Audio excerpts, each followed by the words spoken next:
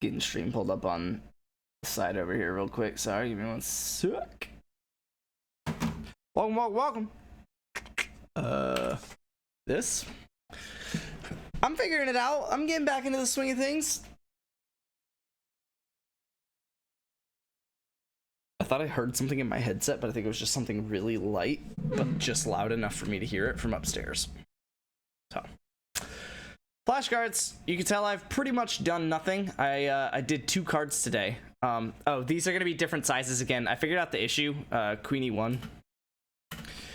It's because when I put in that CSS, Bishop C5, when I put in that CSS to fix the size here, it, castle, cool. It breaks it, Queen G8, mate. It breaks it on the app on my phone. I feel like it's Bishop E3, and that if he tries to take the pawn, it's poisoned. But I don't see how, so I'm gonna say C3.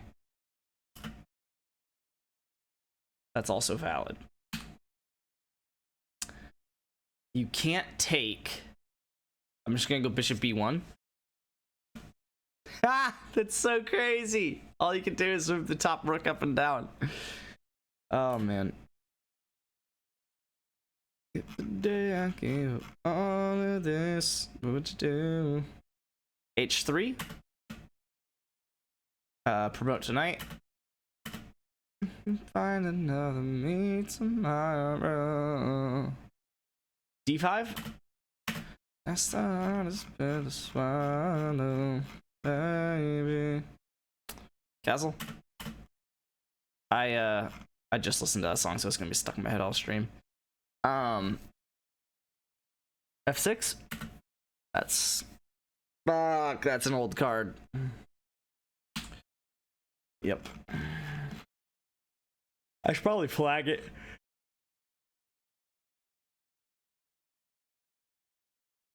Bishop D3. Coo. Castle. It's the hardest pill to swallow, baby. I mean, this just looks like C5. Cool. Good thing that's a 3-month card.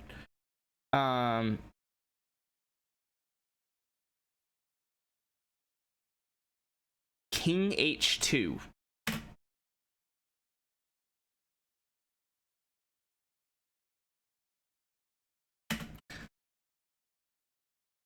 Oh, it's a fun one. I didn't know I'd actually seen that card before, though. Bishop H6. That's your Queen D7. That's true. Really wish I didn't care about you anymore. Fucking take with the queen. Oh, I hate that one. But I do. Take the pawn.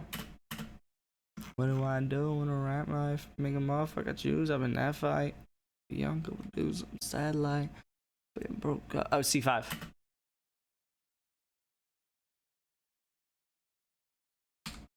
What sucks? Even though we had like Knight F. I have no fucking clue what I'm gonna do after I do these flashcards.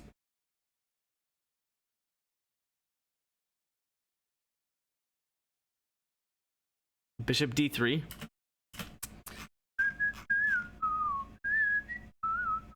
Bishop D3.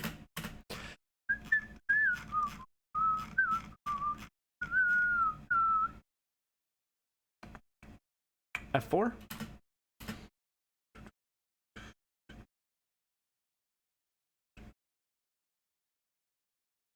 Sack the queen. Like a young couple do something sad like being broke up, even though we had life.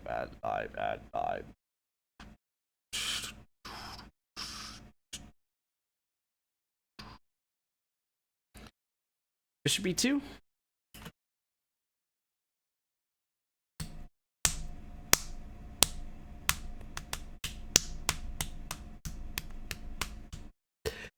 so like I just wasn't paying attention. In a real game, I would have like known everything that was happening. I would have recognized this as the exchange Alapin, you know, with my knight out and I'm kicking the queen, and I would have literally pre-moved d5. So I'm gonna hit hard.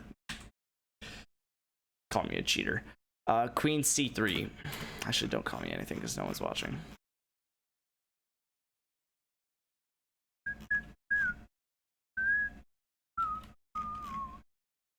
Back it up. Sorry, someone from work messaged me. I gotta respond. Yes.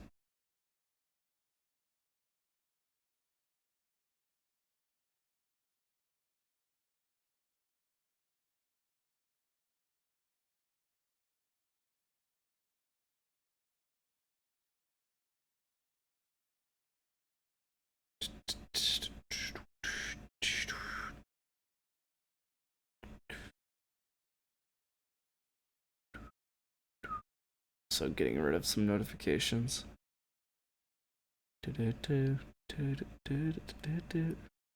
shit, I should probably message John.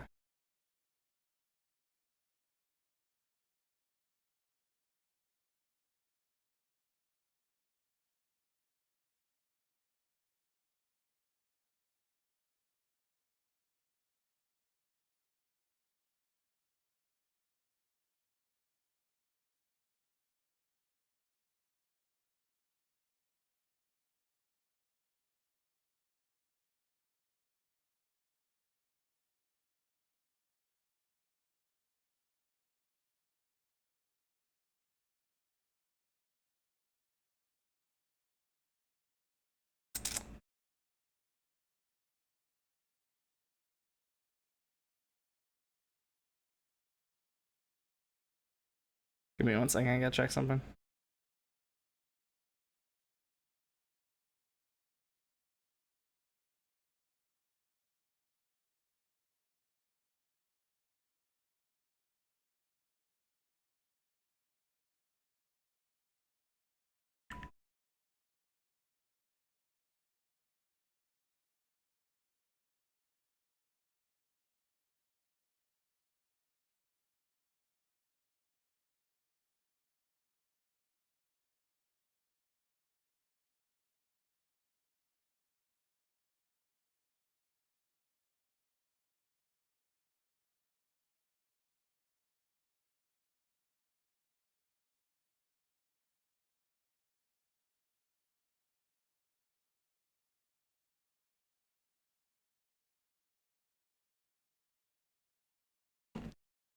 Weird way to communicate.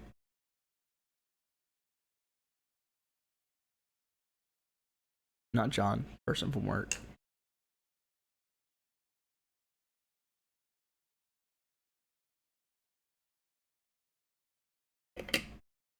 Wait.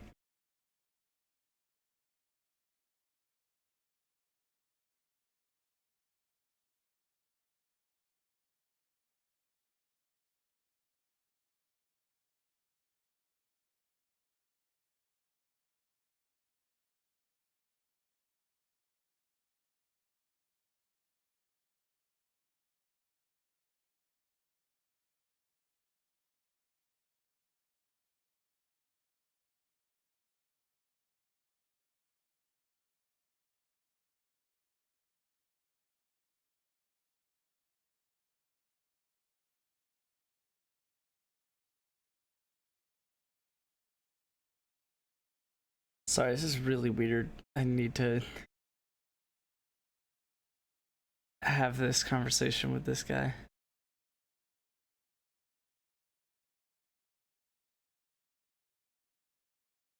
Basically, I'm on the bench right now at work, which is to say that I'm between projects.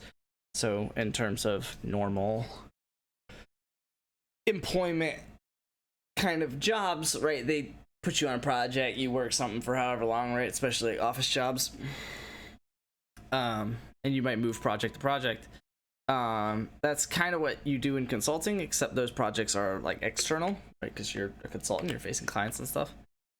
However, on the internal side of things, you are kind of like on a team, so it's like you kind of have two teams. You have the project that you're actually working on, and then you have your internal team. Um. Oh God.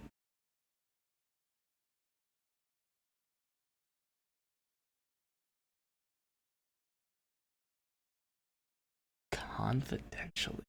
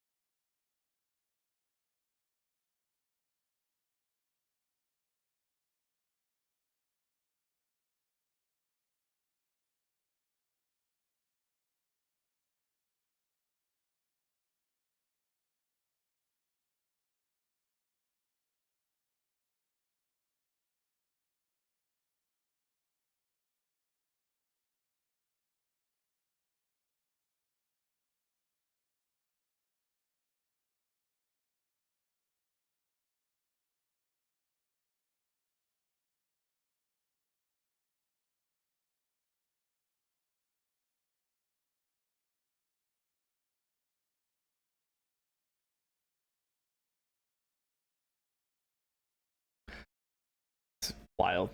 Sorry, I wasn't expecting anything of this sort. This was anyway. I'm between projects right now, so I'm still like on my team, like with the internal people that I know and work with. But I'm not like working on any external projects at the moment, which for a consultant is not a good thing. So you want to get staffed on a project, yeah, basically as soon as possible. So I've been looking for different projects, and basically this person was like, "Hey, we have a project, but you'll have to move teams," which is weird because that like can go suck a dick. that hasn't happened before. Like I've for 5 years I've been on this team. It's just weird, just interesting. I need to just give me a second. I need to digest this. Sorry, stream's a little boring for a second. What's up, Wager?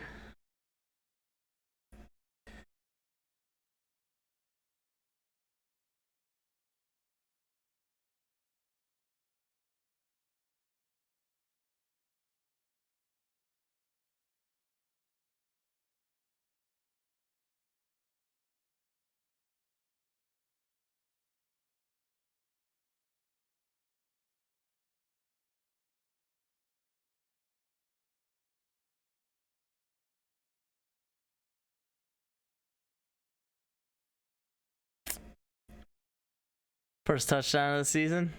Every time I hear it, I laugh. Dude, same. It's a good one. It was a necessary sub alert update. You have a lot of unnecessary ones, so that one's a necessary one. Not that you know it. God, this is wild. Like, I'm literally writing out a list of questions for this dude just like on the fly at 9 p.m. on a Thursday. I don't give a shit.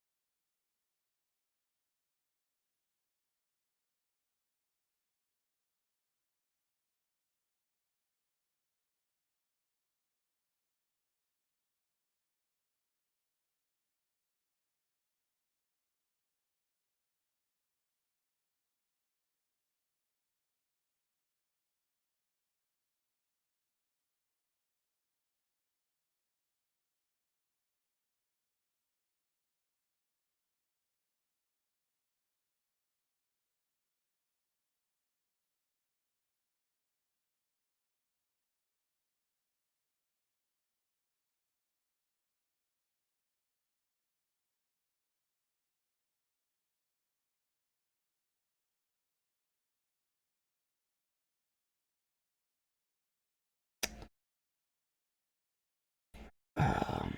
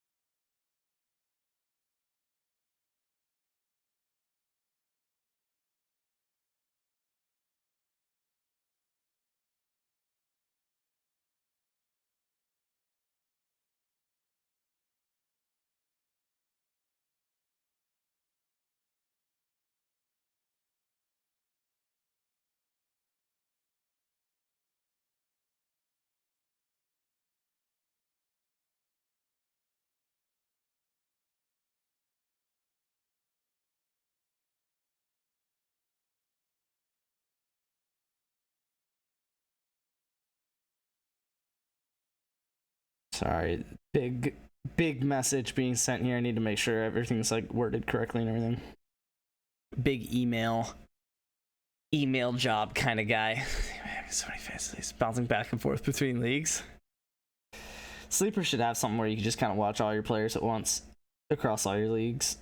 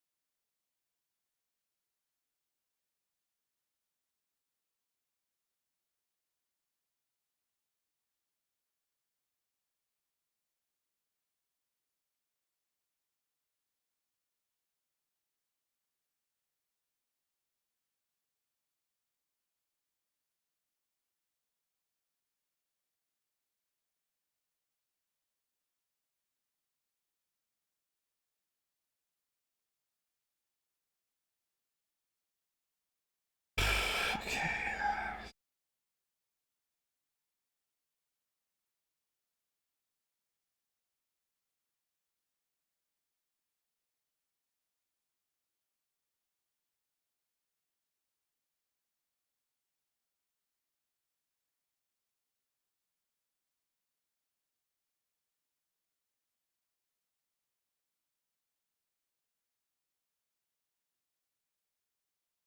You have no skills and you're a loser!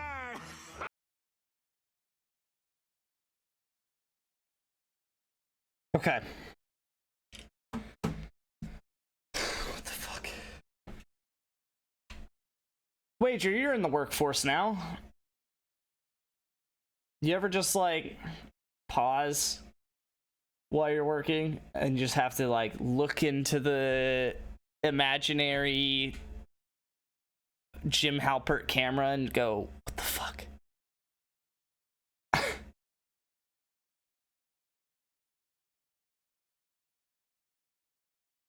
Dang, Xavier Worthy looking worthy. That was a rushing touchdown. What? This is hilarious. Xavier Worthy is leading the Chiefs in rushing. Justice Hill is leading the Ravens in receiving, while Lamar leads in rushing. But Derrick Henry has the touchdown.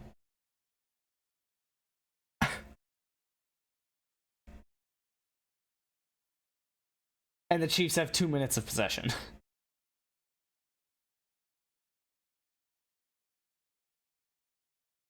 Have they just like not thrown to Rashee Rice? I guess they haven't exactly had a ton of opportunities. Oh wait, no, he's leading them in receiving. I was Worthy's leading them in rushing. Rashee Rice. Well, yeah, obviously Hollywood Brown's not there, and apparently Worthy is a halfback.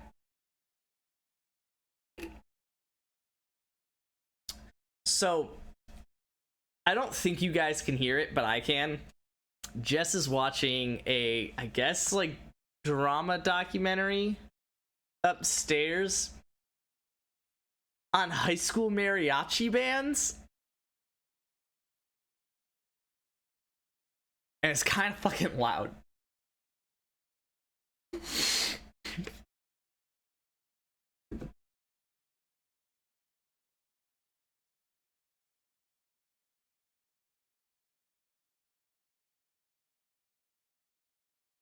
That's definitely a mariachi band. You might be able to hear it if I talk really softly, because I have a noise gate that blocks everything below a certain decibel. But if I whisper, it'll go above the noise gate, and in the background you might be able to hear it if you turn the volume all the way up. Yeah, it's like, it's pretty prominent when they're holding the note. What's Jess's reaction to the Bachelorette season finale?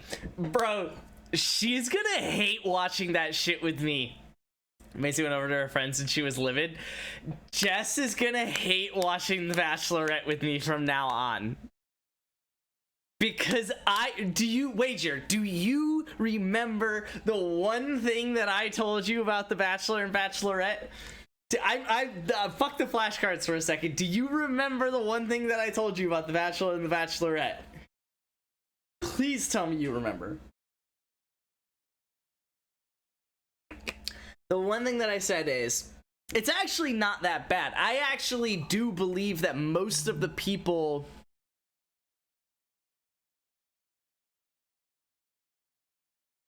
What? Dude, this is just getting fucking weirder and weirder.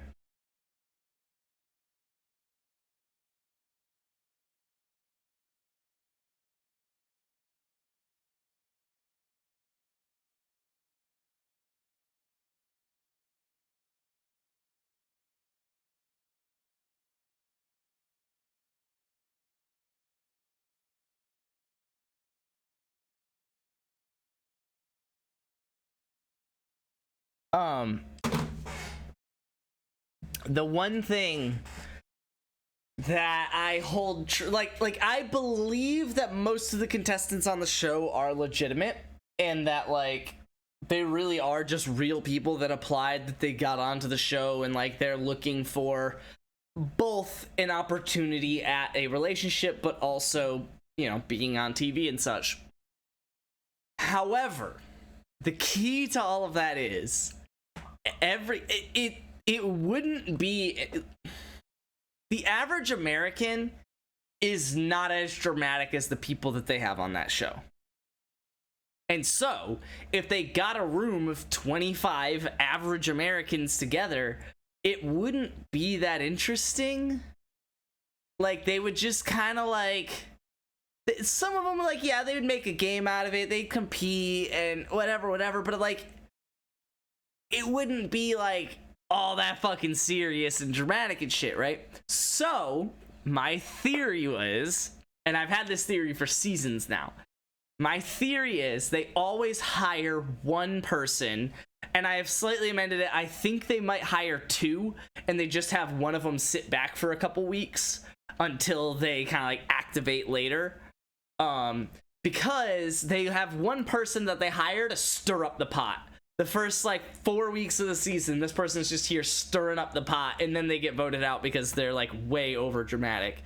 And then again, my little amendment to that is I think sometimes they might even have a second person who sneaks by for those 4 weeks, and when the first person gets voted off, if shit's too boring, then they start stirring the pot for like the next couple weeks or whatever until it becomes like 3 people. The drama makes itself at that point, and you just kind of move on. But that's my theory, is that there's always one person on every season that's hired. Well, this season started, and they're obvious, right? It's the person stirring the pot that you can tell is the hired person. So this season starts, and it's obvious again. I'm like, okay, well, that's the hired person. And so, like, the 4 weeks go by, and this person's still just, like, doing their thing, like, talking shit, but, like, doing it pretty confidently and kind of better than the other hired people, right? Like, he's, like, talking his shit, but he's also backing it up. Which is kind of the difference. Like, a lot of times the hired people, they just stir the pot and then they like lose the fights that they pick because they're just picking like stupid shit fights, right? Whereas this guy was like, I don't know, I guess he was just kind of better at it. Like but he was definitely like picking fights for no fucking reason, being arrogant as shit, just being obnoxious to all the other guys, yada yada. Like, clearly the hired person stirring the pot. And so I was like, okay, well, this guy's the hired person. So we're getting to the end of the season, and this guy's still fucking there. And I told Jess, I was like, all right, well, he's not gonna win. He's the hired person. So the finale was whatever, Tuesday.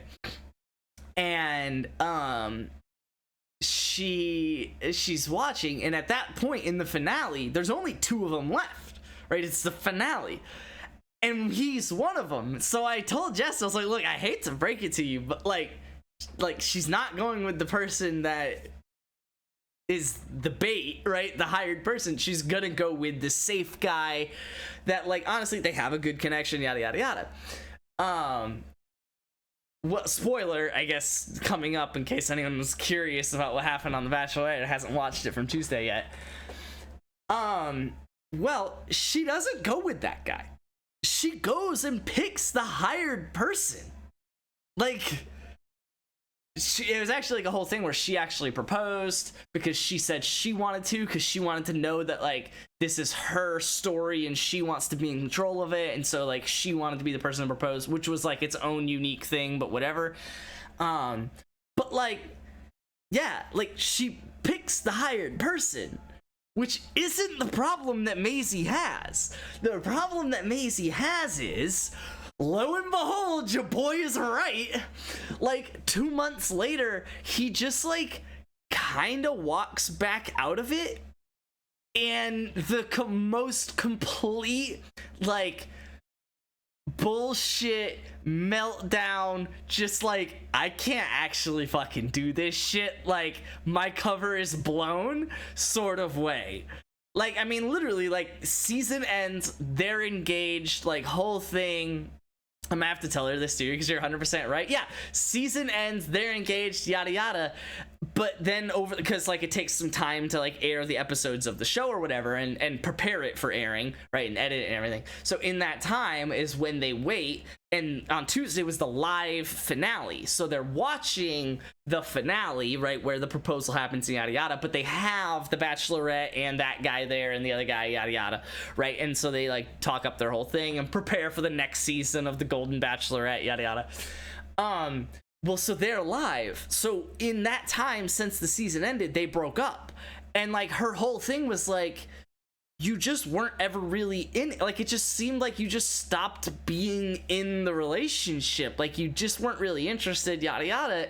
And I'm sitting here thinking like, yeah, because he was totally just a hired gun that was like, dog, I can't actually do this shit. Like, this was cool and all. I won. That's great. But I need to find my fucking way out. I don't know what that's gonna do, but I need to find my way out. So yeah, that's my theory, and I think it's 100% proven right, because I have to admit, I was stunned for all of about, like, 15 seconds, because I was like, she really didn't pick the other guy. She picked who I thought was the hired person. Maybe I'm wrong. And then, like, right after, it's like, oh, they're actually broken up, and his reason for breaking up makes no fucking sense. He was just trying to weasel his way out, and here we are. And I'm like, oh, yeah. So that makes sense. They weren't actually gonna get engaged ever because he's hired. Yeah, his headset came off and he actually had to do all that shit, the relationship by himself, and he said, nope.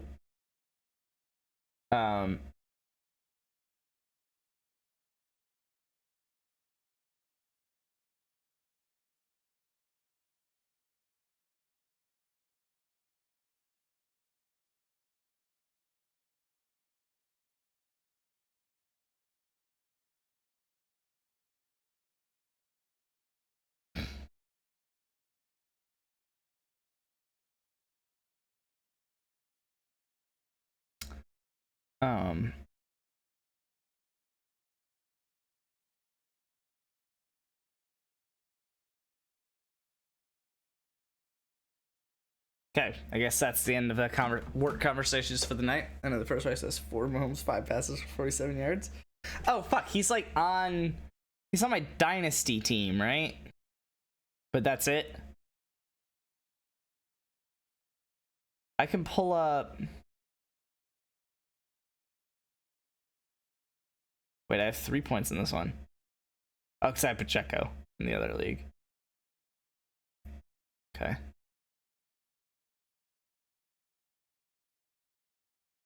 Yeah, Rashee Rice out here popping off. Yeah, I don't know why Rashee Rice was as low as he was in fantasy. I thought, I mean, especially with Hollywood being out and Worthy being a rookie who's really focused on speed more than anything else.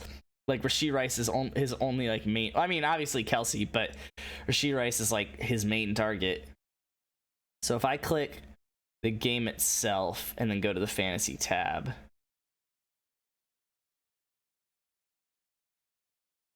Yeah, it's like got it highlighted per... Oh, God, but...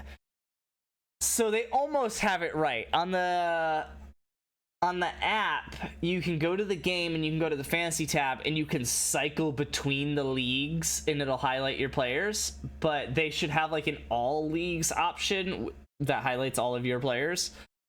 And that's what I would want to see. But also, their little homepage isn't that bad either. You can see the whole matchup. Oh, I'm going against Rashee Rice in I'm going against Xavier Worthy in the redraft random. Okay. Well, good to know. Dynasty League's going well. Projected 174. His ADP was nuts. Yeah.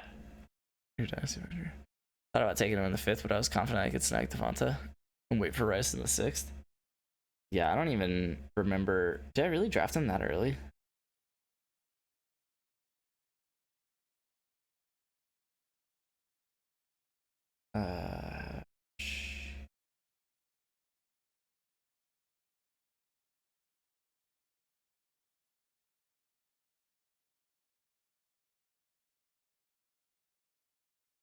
No, I got him in the 9th.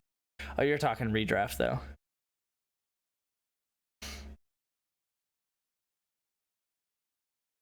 Yeah, I mean, I'm talking Dynasty. A dude's 24. He's a sophomore. Like, what are we talking about? I got him in the 9th round as Mahomes' #1 receiver at 24 years old. I mean, I basically just drafted Gronk as a sophomore. I just have the entire career of Gronk aging with Brady for a 9th round pick. After, I mean, literally, wait, hold on. Was he my,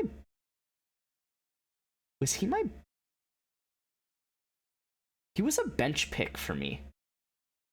He was straight up a bench pick for me. He wasn't even my first bench pick. He was my second bench pick. Like, what are we doing? He's 24. Mahomes is #1 receiver. Like, someone put down a fucking pair of balls. Sheesh. I was annoyed you took him because I was going to, and then ended up trading you for the pick and you're first, and you got White. Yeah.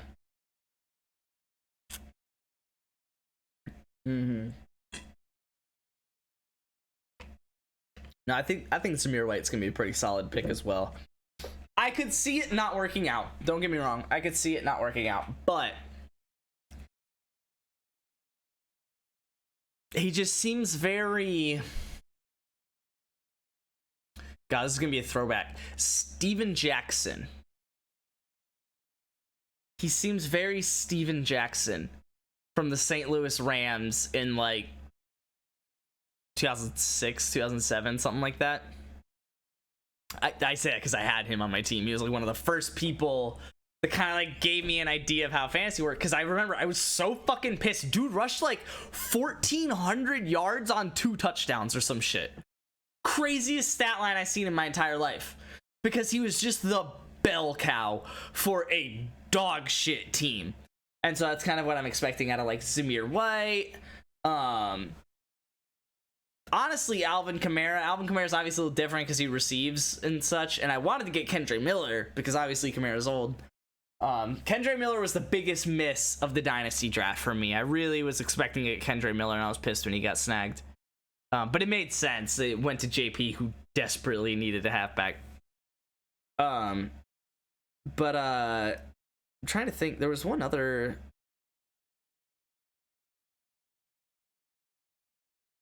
Oh, no, never mind. I was thinking something else. But yeah, so it's just like, I see Zamir White pulling up a Steven Jackson kind of stat line. I don't think he was a Falcons legend. I think he was definitely St. Louis Rams. Like, only. Like, retired with them.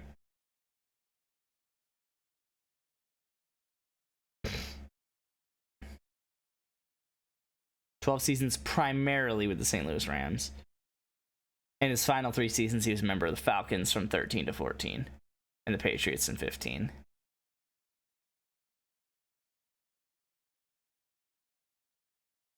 Cool. But yeah, from 04 to 2012, he was on the St. Louis Rams. And then NFL career stats. I probably had him in 2009. Yeah, he had 1,400 yards and 4 touchdowns.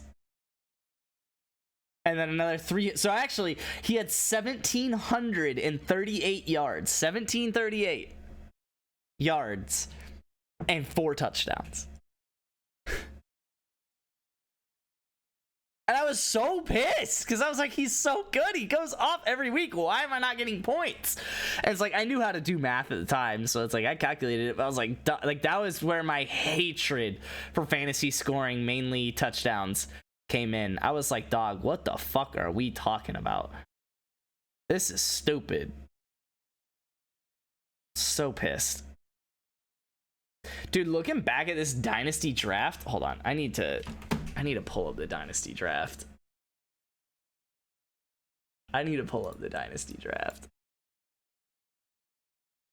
Y'all don't understand how crazy this shit is. We're gonna look back and realize how crazy this shit is. Can I fucking...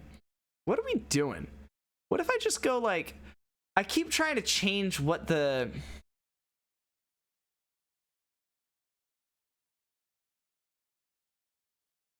What if I just did this? What if I made this? Copy, edit, save. Okay, and then that way it doesn't try to do this whole like pre-draft room kind of shit. Oh, actually, I do have a waiver claim. Those of you interested in trying to steal the guy that I'm going for, I forgot that I had that. Sleeper bookmark broken too. Yeah, it's because I try to like bookmark a league and then it like does it all weird. Actually, here, let's just try one more time. Okay, that's my recommendation. Pull up messages. Set your messages as the as the favorite, and then click into that, and it won't fuck it up, and then you'll just click into your team from there. Yeah, that just worked for me. But on the real, can we talk about this shit? Look at this. You see how many times my name shows up in black? You would think that I wouldn't have a single pick of my own. Shout out to 2 of them coming back to me. But like, dog, I had 1, 2, 3, 4, 5, 6, 7, 8, 9, 10, 11, 12, 13 other people's picks in the first 13 rounds. I picked up a pick for every round from someone else, and then still kept my 3, 7, 8, 9, 11, 12, and 13. So sure, I did trade my 1, 2, 4, 5, 6, and 10. But like, I just got 13 other picks from other people. And just kept 3, 7, 8, 9, 11, 12, 13. And it's like, dog, I got the best team in this league. What are we talking about? Oh, you looking at my queue? I had Desmond Ridder, Mac Jones, Zach Wilson, Chris Rodriguez, and Amari DeMercado in my queue, in case I didn't get Juwan Jennings. I think was my last pick, right? Sam Hartman. No, Juwan Jennings, Whittington, and Sam Hartman. That's right. I forgot about that. Whoa. What is this? Oh, this is cool. Oh, this is sick. It like sorts it by position and shit. Wait.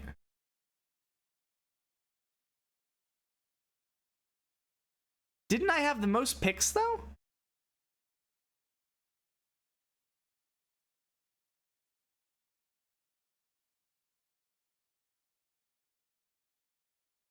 Okay, it only shows the people still on your team.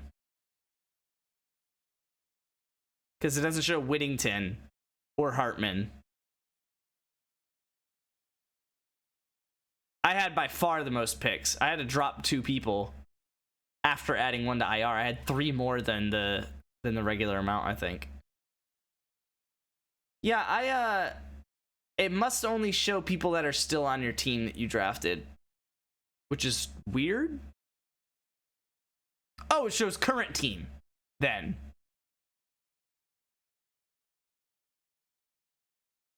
Okay, so it must show current team then. It's very interesting. Anyway, I will say quarterback is by far my weakest position. But I genuinely think Kyler Murray is a QB1. I think he's a top 12 QB straight up, no questions asked. And I think Trevor Lawrence is honestly going to be interchangeable with some other flex players in the super flex, which is unfortunate, but maybe not. Maybe he does turn into the number 1 overall pick he was supposed to be.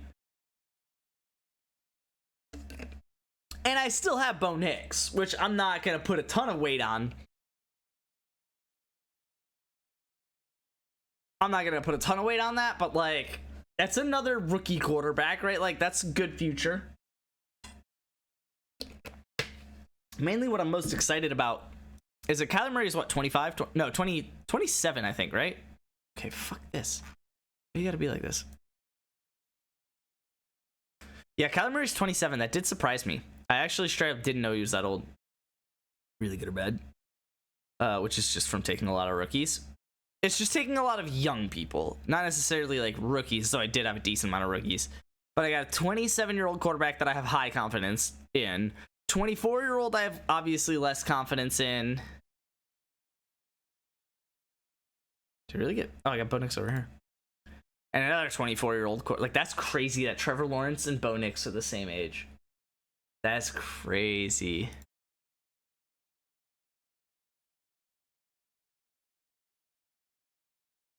Oh, that's cool. You can just do it like this.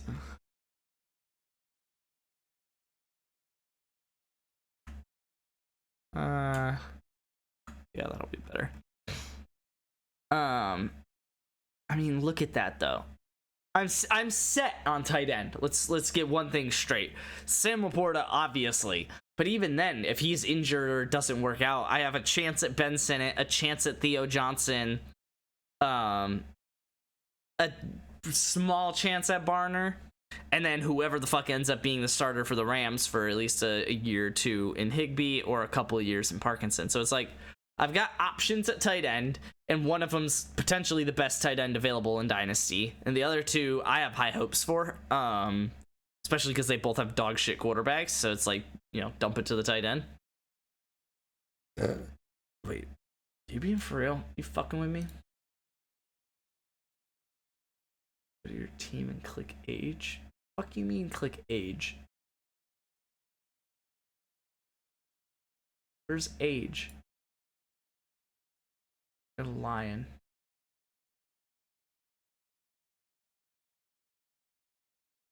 No, I know. I didn't want to show my waiver claim, but it doesn't have the age. It's also not showing my waiver claim, so I guess I'm fine.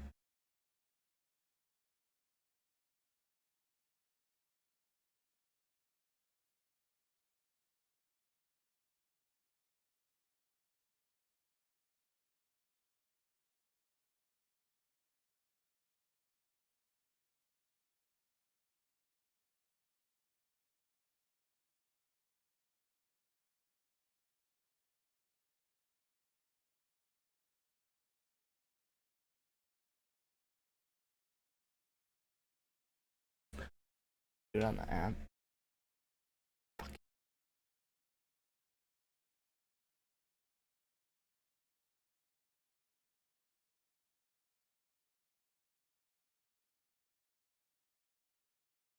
Oh, that's cool. Yeah, I can do it on the app. I don't know why. It's not technically the settings button that you have to hit. It's like a stats button. It just doesn't look like it has that on the version here. That sucks. Anyway, my team says that, yeah, my quarterback average age is 2.6 years younger than the rest of the league. My halfback average age is almost identical. It's actually 0.1 younger, though, which is nice. My wide receiver average age is 1.6 years younger. And then my tight end age is 1.7 years younger. That's insane. I am old at halfback, but that's just, I mean, not old, I'm average at halfback, but that's mainly just because of Connor and Kamara, who are literally the two oldest dudes on my team besides Higbee. But I really don't count Higbee. I drafted him because I had an extra pick. He was going on PUP, and I already had Parkinson, so.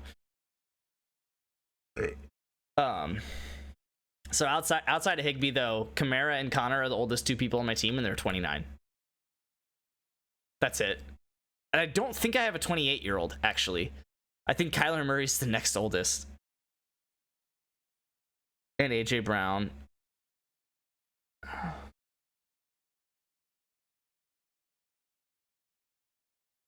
Like, that's crazy.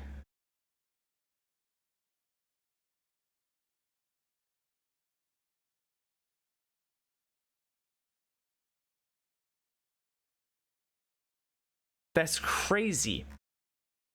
But I have one 31-year-old that I literally don't even count. Yeah, he was just a spare pick. Two 29-year-old halfbacks, and then my oldest person is 27.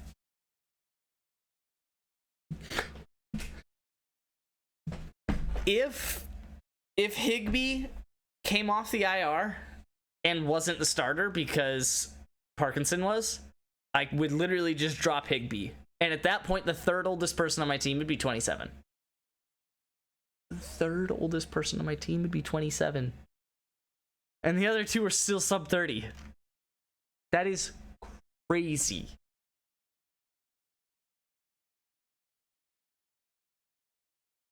And I have one of the backups of one of the 29-year-old halfbacks. I meant to get Kendra. So pissed about that. So pissed about that. That I meant to get Kendra. I wasn't realistically gonna get it, though. Like, looking at when JP took him, I would have had to take Kendra over Adonai Mitchell. And like looking back on it, I'd probably rather have Kendre than Adonai Mitchell. Like if I could do that trade right now, I would. I just can't because he had 6 wide receivers in the first 9 rounds. So I wasn't realistically gonna get Kendre Miller, but it would have been nice. I was definitely planning on taking him here. Or no, here. Yeah, you could tell because I took fucking Bo Nix. But to be fair, I was planning on taking Kendre Miller here and then Bo Nix here, actually. And then I was still going to take Jalen Wright here. I wasn't actually planning on getting Troy Franklin. But then once I got Bo Nix, I was like, fuck, I mean, I have the extra pick. Let's just get Troy Franklin. Right, the rookie to go with him. There's a chance. And I got Marvin Mims later, too. So it's like, I kind of have, like, I have Denver's entire aerial attack besides Cortland Sutton. And honestly, who has Cortland Sutton? Where is he? Oh, he's right here. Wow, I had the chance to get Cortland Sutton. I don't know why I didn't do that, especially on any of these other picks. I did really want Jalen Wright and Marshawn Lloyd, so that makes sense. But coming back around... Oh, and I didn't get the chance coming back around. Okay, so then that makes sense. I had to basically either pick Franklin or Sutton, and I wasn't, I guess, gonna get Sutton.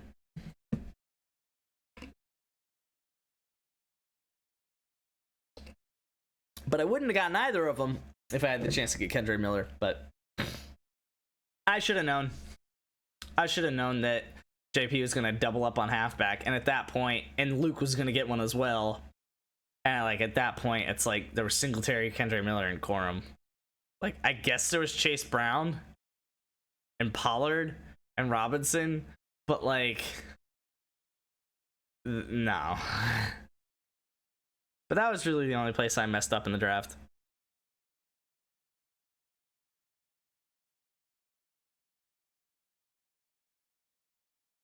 I'm curious where Adonai Mitchell would have went if I picked Kendre here.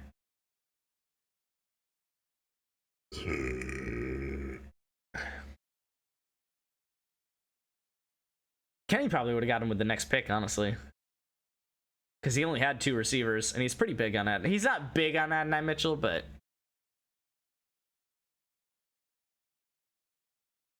I lied. He has 4 receivers. But still. That's just so many more squares. Like, look at this. Actually, Luke kind of pulled it together here by the end.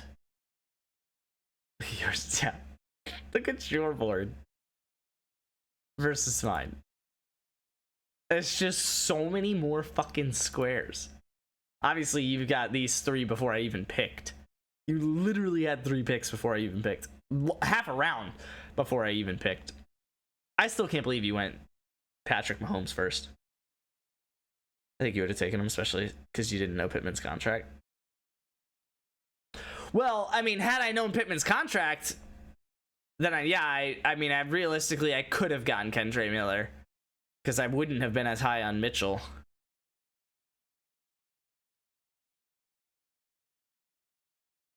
Which I think is what you're saying. But, dog, your team sucks. I'm going win now mode. Trades away Zamir White for next year's pick.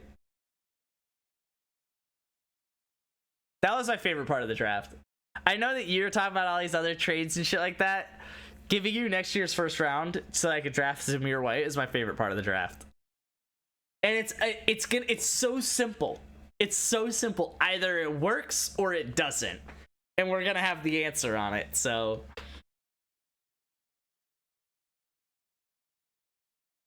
There's no, like... Right, like with me and Luke's trade at the top of the draft, it's like, oh, well... I gave, like... I guess I didn't technically give him my first round pick, but whatever. I gave him my first round pick, but he gave me his third, and I got Wager's third, and right, like all these different things, whatever. It's like you can, like, you know, it's hard to say if CeeDee Lamb is worth an AJ Brown, Chris Olave, Kyler Murray, you know, whole package deal, whatever. Especially because I also got shit down here, Ayuk, McConkey, right, all this shit. But then it's like Zamir White for a first round pick next year. Just straight up. Just straight up. And yeah, I think Zamir White is I think it's gonna be worth it. I mean, you tell me a UGA halfback that's been a bell cow that didn't work out.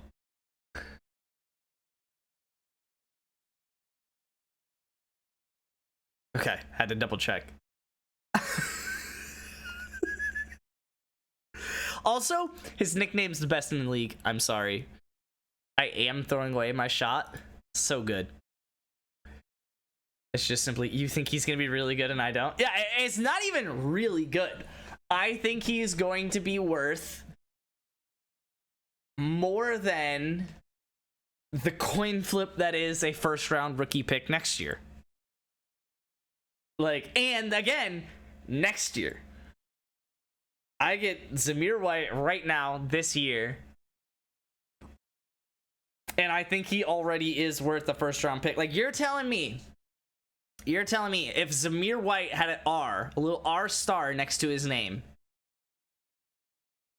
that he wouldn't be a first round rookie? Well, actually, fuck, would he? Like, let's look at the rookies. 1, 2, 3, 4, 5, 6, 7, 8, 9, 10. Lad McConkey is the 10th one. So technically, this is the 10th, the last first round rookie. So I am technically wrong. But there would only be 1, 2, 3.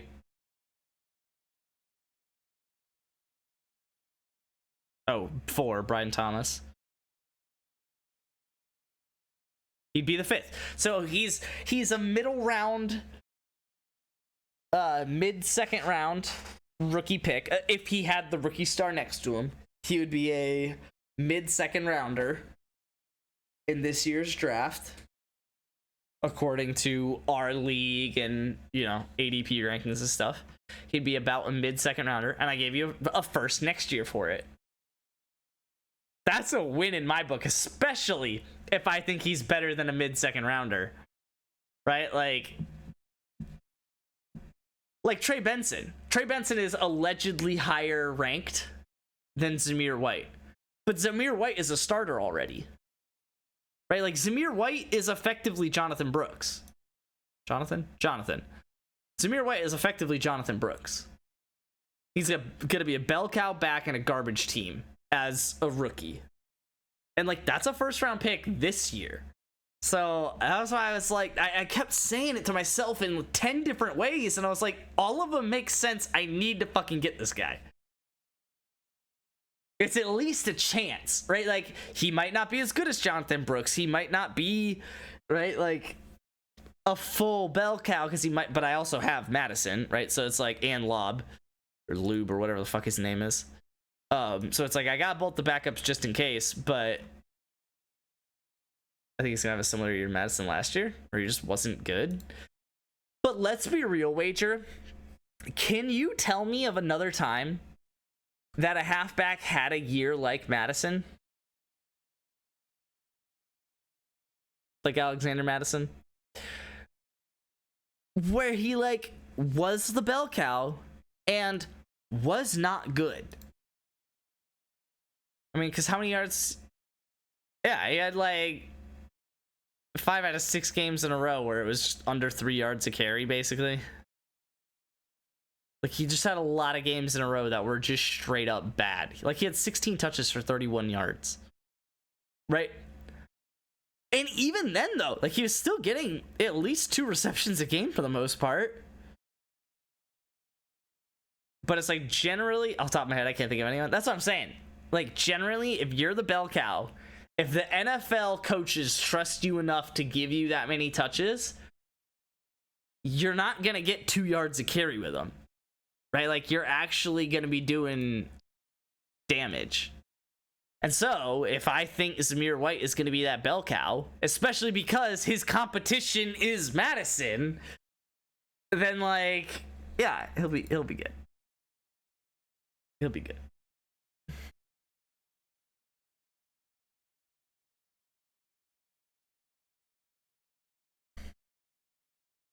I have the best team in this league, and I'm sorry.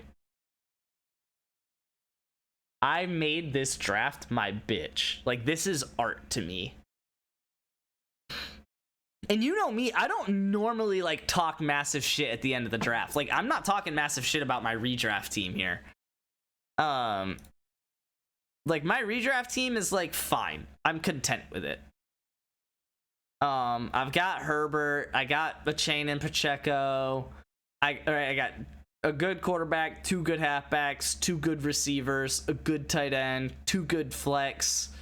Right? It's just good. Every position is just good. And so I'm just and a good backup quarterback. And a couple of like handcuffs and stuff like that. So it's like every position is just good for what it is. Not like ridiculous, like it's just fine. I wouldn't probably say I have the best team. That's probably max or something, but it's just a good team. My dynasty team is actually one of the best teams I've ever drafted, I think. Especially considering it's the first dynasty draft I've literally ever done.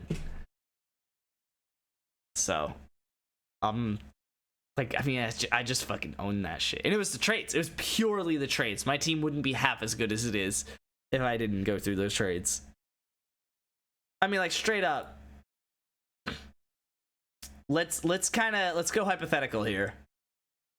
I probably, so it depends. If we did this draft right now, I would have gotten Josh Allen here probably.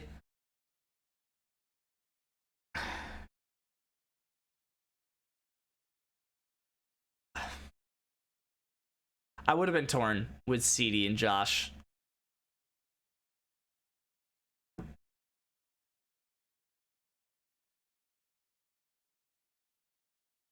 Yeah, I don't know. I would have been torn with CD and Josh for sure.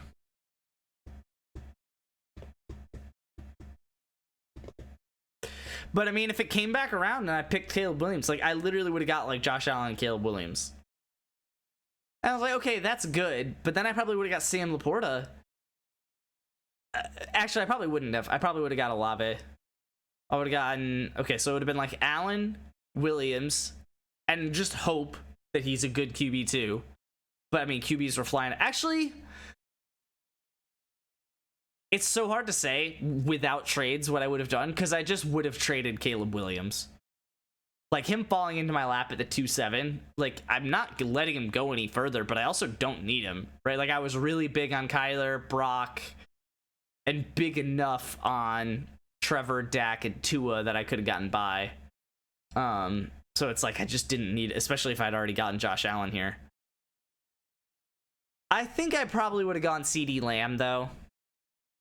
Because listing those quarterbacks out, I think I would have just assumed that I get 2 quarterbacks at 3-4. And then especially if I got Caleb Williams here.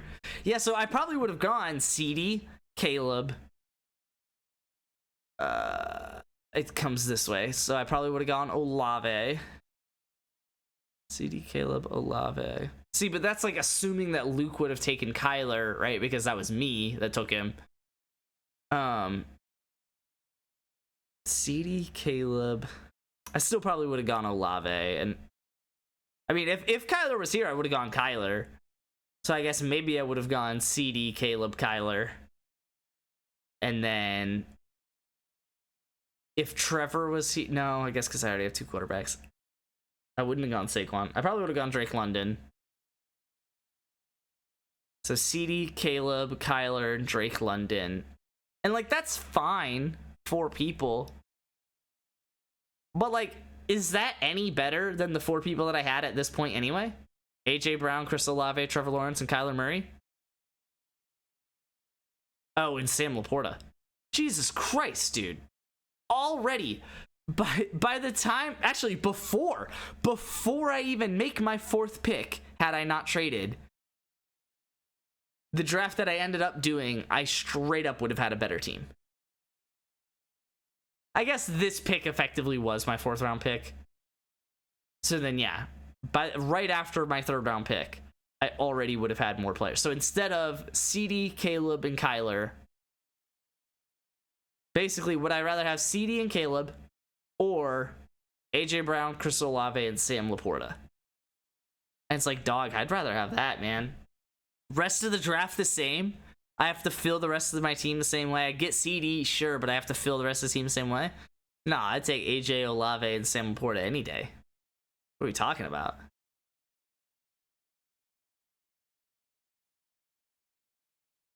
For CD and Caleb? We didn't do trades. I would have taken CD over JJ.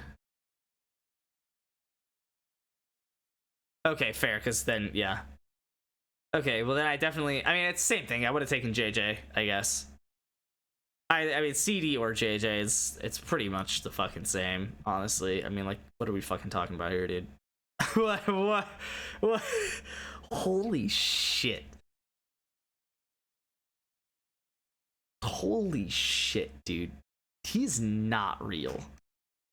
Like, I keep kind of telling myself there's no way he's going to be as good this year as he was last year's. But, like, dog, why the fuck not? I mean, this was with Sam Darnold at quarterback, or... No, not Sam Darnold. Who the fuck do they have at quarterback?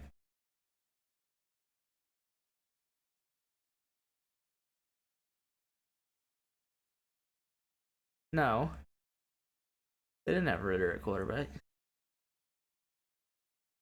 Who the fuck did they have at quarterback last year?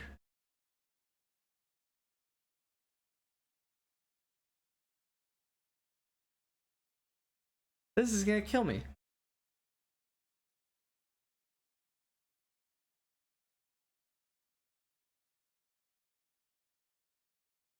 Ritter did not start these 4 games. There's no way. There's no way.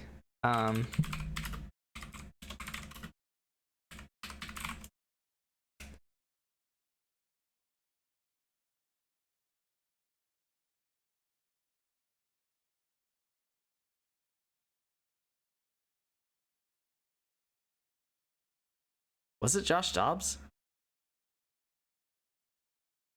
Dobbs. Yeah. I was thinking it was the alopecia assassin. But I could have sworn that he was on the Niners, but that was the year prior, I guess.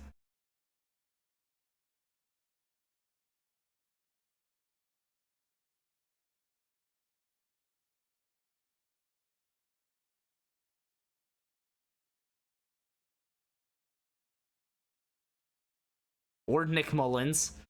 The Lions game was Nick Mullins when he got 6 receptions for 141 yards and a touchdown. What was the other Lions game?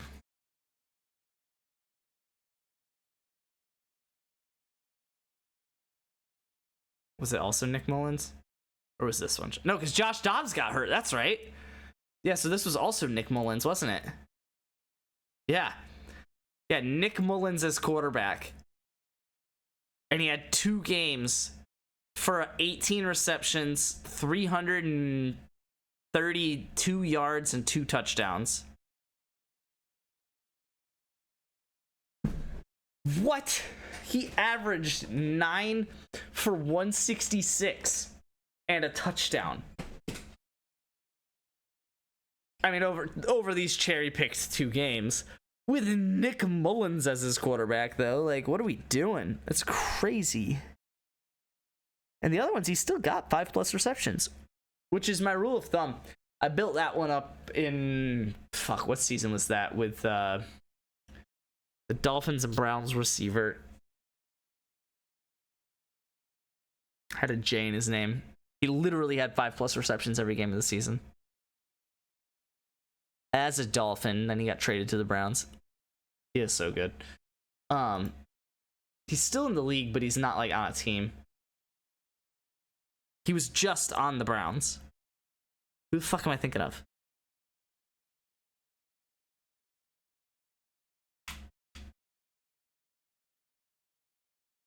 It's a J.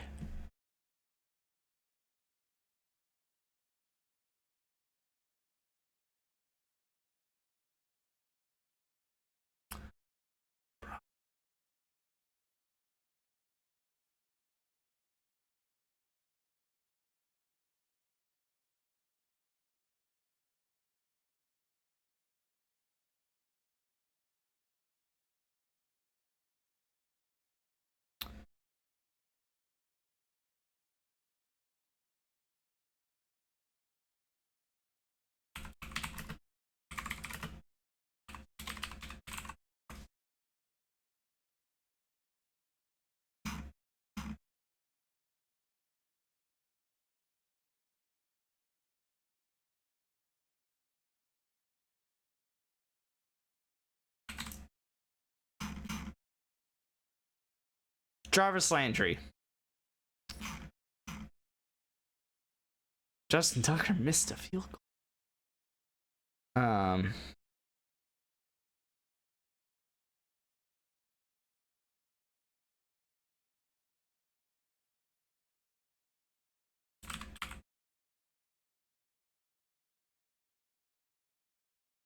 It's before 2020. Yeah, here we go. 2017.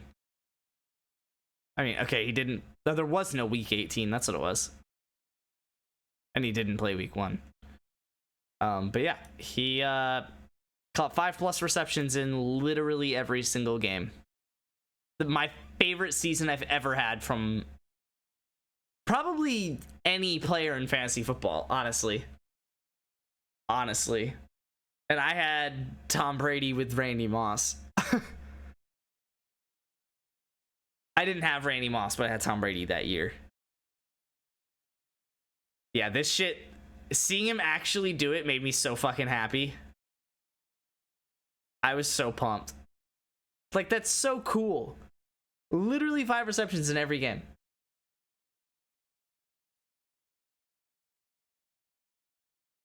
I've looked this up on StatHead before. I'll log in real quick. W.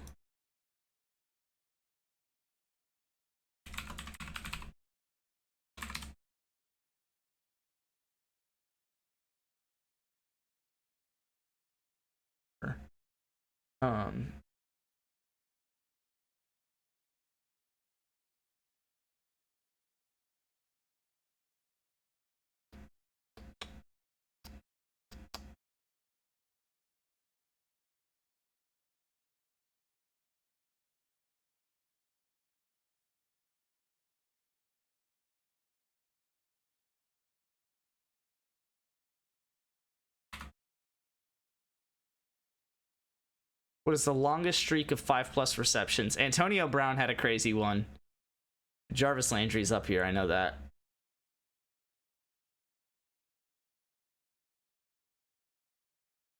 I want to say like Larry Fitzgerald, I think, had a crazy one too.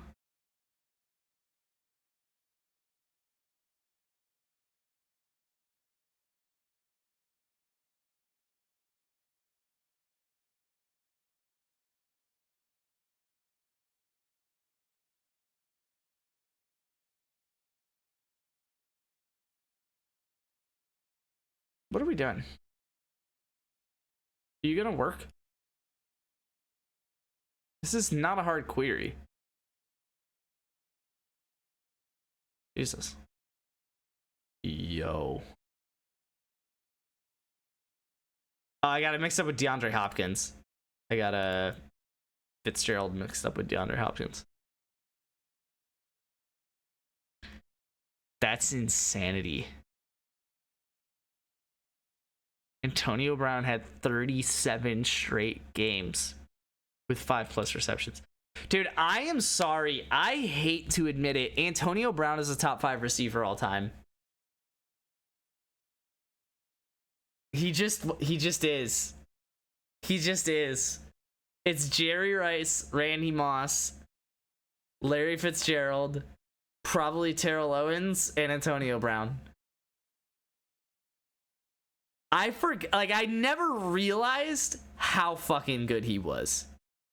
Because he was competing the same time as like Julio Jones, DeAndre Hopkins. Like, he was good in those same eras as other people. I mean, fuck, Jarvis Landry, for God's sakes. Right? Like, Pierre Garçon overlapped a streak. Right? Like, that's actually a crazy stat. Pierre Garçon and Antonio Brown had 5+ receptions over 17 games in the same span. That's crazy. But yeah, I mean, there's just like, I felt like there's just like a lot of OBJ, a lot of good receivers in that era. And it was just like, even Demaryius Thomas. So I always just thought like, okay, he's one of the really good ones. But like, no, I mean, Homeboy was just in a different fucking league. Absolutely insane. And its yards per target was 9.3, which is like one of the higher ones on this list. That's insane. That a tight end with 10.1 yards per target is up here. It's crazy. Yeah, let's look for active streaks.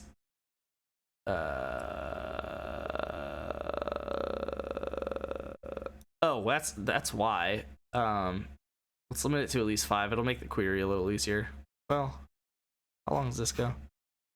Let's make it at least 7. How do I make it active?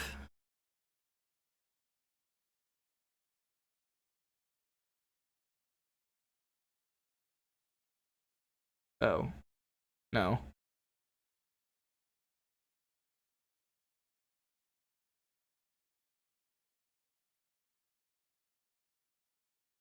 How do I make it active?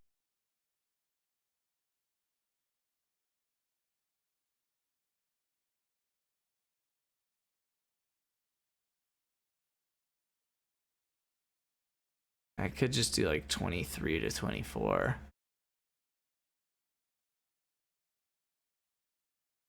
Actually, I could do this and probably sort by streak ended. That's probably the easiest way. I need to do my flashcards. I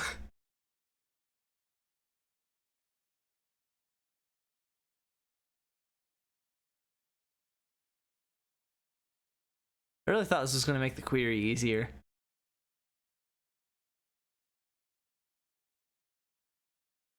I don't see any active ones.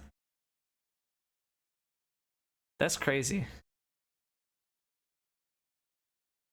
Oh, never mind. It just shows.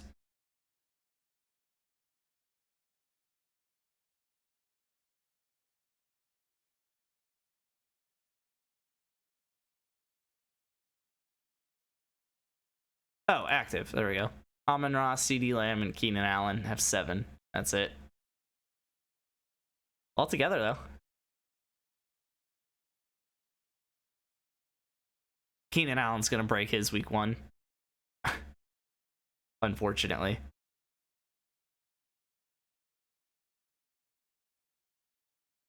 Dynasty both my receivers, yeah. Yo! I think this is only not active because he has started playing this game this week. No, because I counted playoffs as well, and he broke it in the playoffs, unfortunately. Whereas they continued there. So if I do regular season only,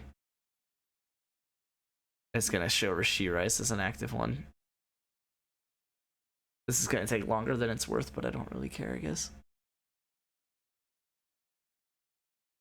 I got to be able to filter by active or some shit, right?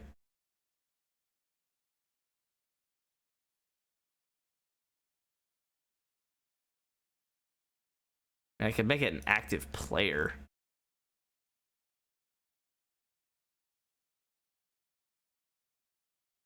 He averaged 17 fantasy points last season after the bye. What the TikTok I saw said. That's crazy.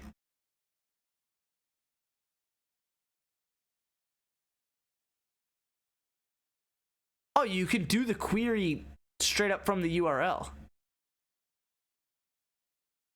That's cool.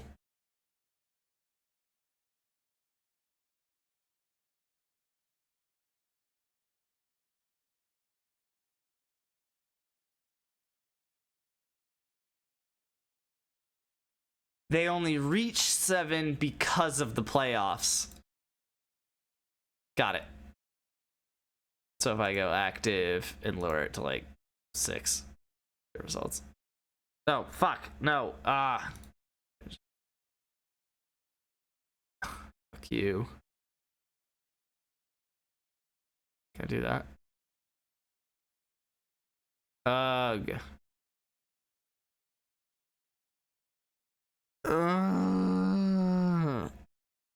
This is really annoying.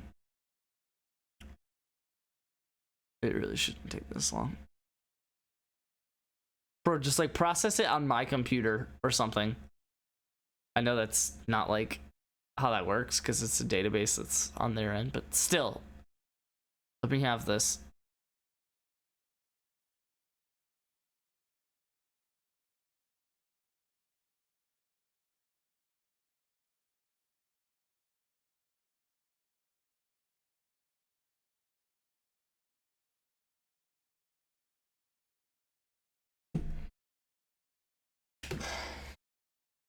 Could be doing my flashcards right now.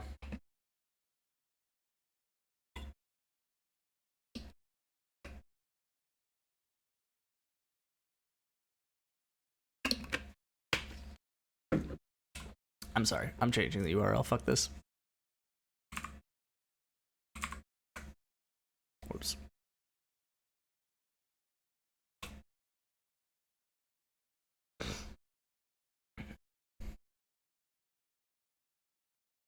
Jesus. Okay, Keenan now. That's fine because I fucked it up. Make it at least 6. Player filter active. Yes. Good results. Active shouldn't really change much because I already changed it to 2020, but fine. Yeah, Rasheed Rice. 6-game streak of 5+ receptions each. About to make it 7. Being up there and tying Keenan Allen for the active streak.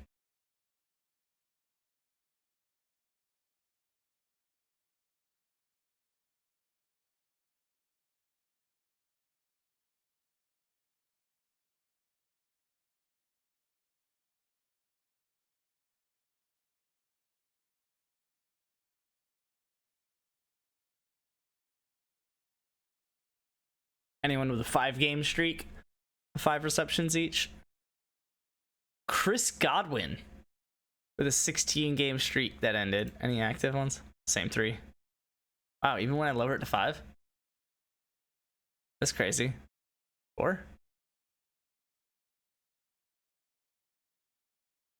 Actually, yeah, a couple more. Justin Jefferson, Zay Jones. I'm on David Njoku.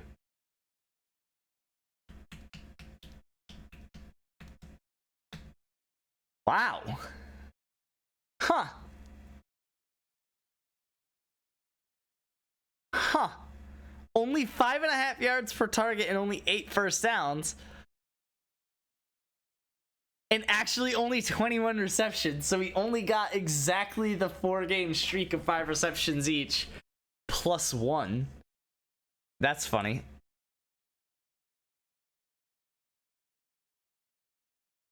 You know, Amon-Ra averaged 8 on 11 yards per target. And that was actually after a 1-week dip. No, either a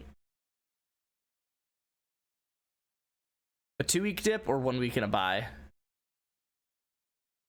Dip after going for 11. That's crazy.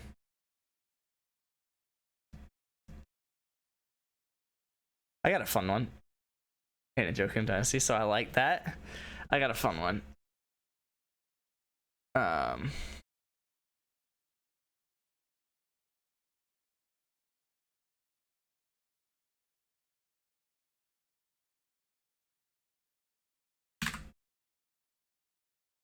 Fantasy PPR greater than 10.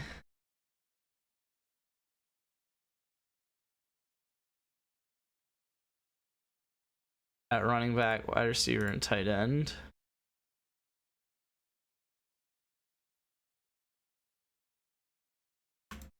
Anybody got a good 10 PPR streak? Yes, Christian McCaffrey does.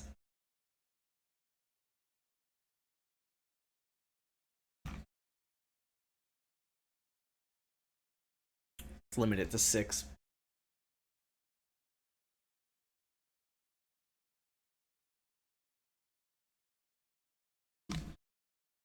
Rasheed Rice, because of those receptions. Puka Nacua, Keenan Allen, Kieran Williams, Chuba Huba!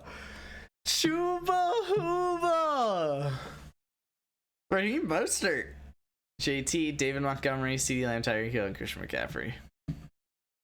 Chooby Dooby Dooba. It's on a 7-game streak of 10 plus PPR points. He is the lowest PPR here. And he has an extra game to do it with over Puka and Rasheed. And it's 10 points less. But that is a 10-point streak for Chooby Dooby Dooba.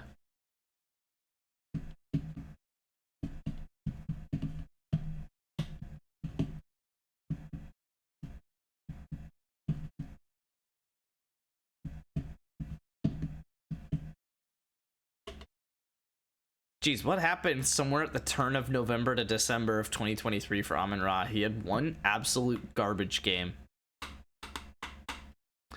He's gonna start Ty J and redraft this week, but no, I'm letting Chooby Dooby Dooba sit the bench now. Dude, I'm saying. He's on a streak, man. He's on a 10 fantasy point PPR streak. Sleeper. You said in redraft. Yeah.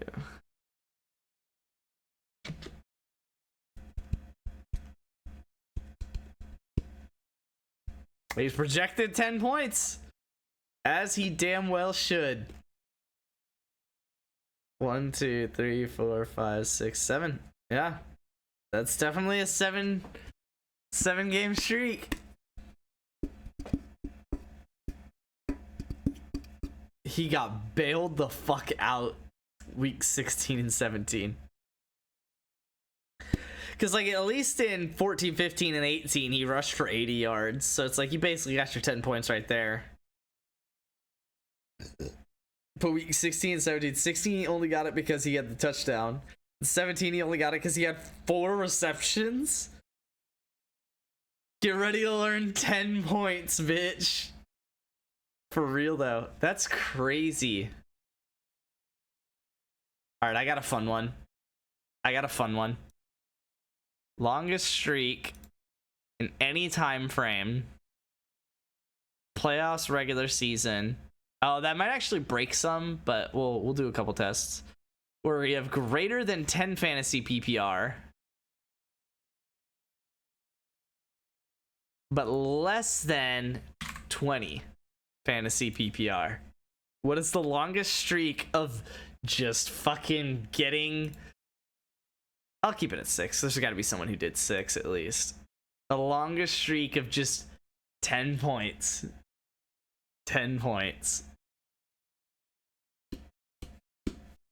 Searching 1978 2024 is going to make this a little bit annoying because it's going to take a while, but...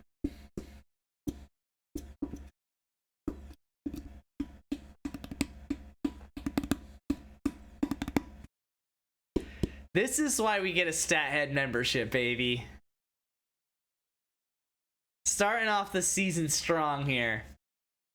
God, I love football. Oh, man.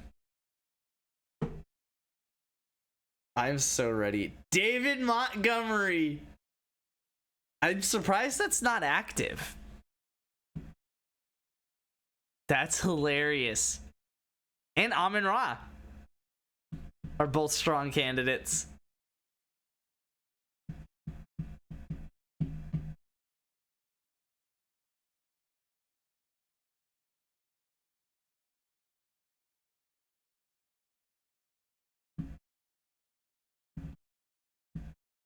Oh, because all your rocks are in rocks. Do exclamation point rocks.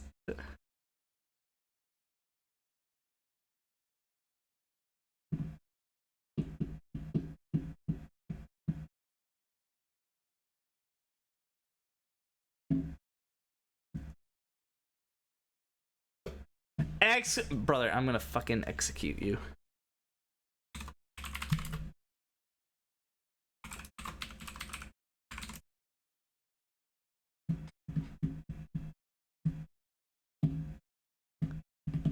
You must have did a sell all. I don't know. Fuck you. Don't give me this shit.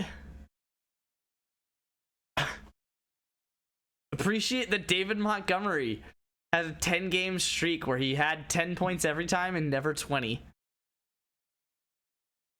That's like active. Okay, why do I keep doing this? Sure.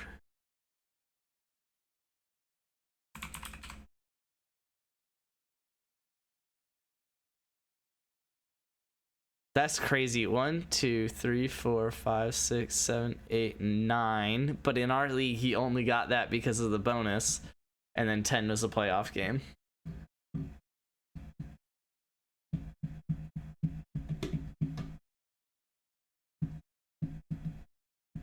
Only thing I sold is asphalt because it was 21. I don't know, man.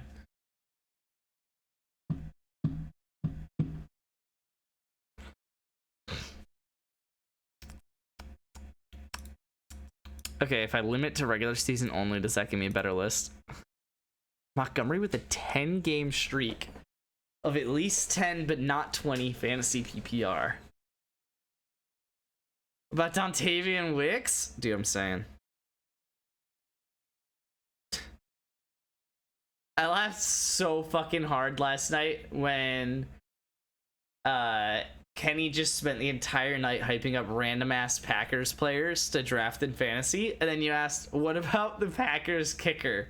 He goes, God, no. It caught me so off guard. Zach Ertz. That's a fun one. So David Montgomery's 9-game streak that turned into 10.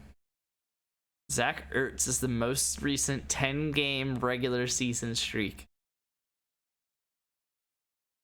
Eventually, he turns out to be actually good. I mean, he might be their wide receiver 1.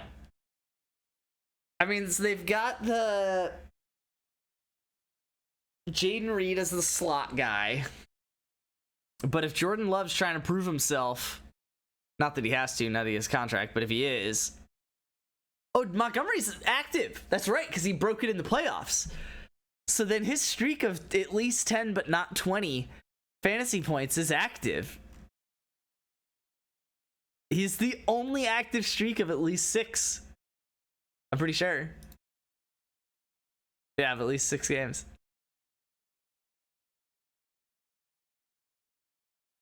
Dubs, Reed, Watson.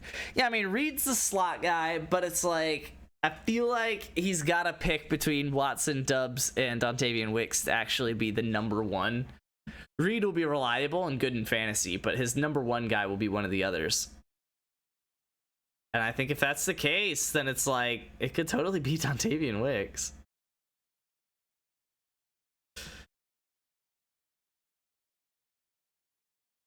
This is a hilarious stat. I love this. Okay, what if we limit it even further?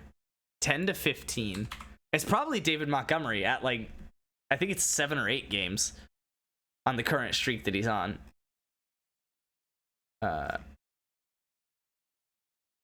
Okay, searching. At least 10, but not 15 fantasy points.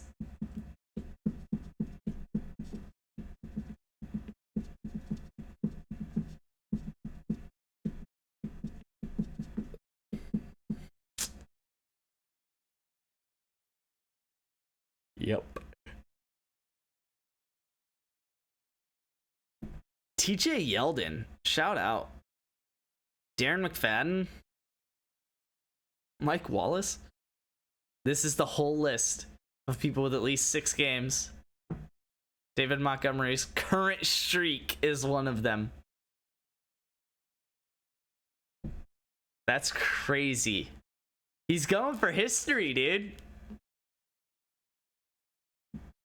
2 more and he ties Brian Blades from the 93-94, I guess, wraparound seasons. James White from 2019. Edgerrin James in 07. Wow. I don't know who the fuck Adrian Morel is. Oh, Jerome Ford. That's almost an active streak. It's not. But there you go. Leonard Fournette, not far from an active streak. Marcus Colston, no idea who Ryan Grant is. Or obviously Tim Spencer, Robert Newhouse, and Clifton McNeil. This dude really barely cut it. Oh my god. He must have literally had like straight up just 11 points every week for 6 weeks.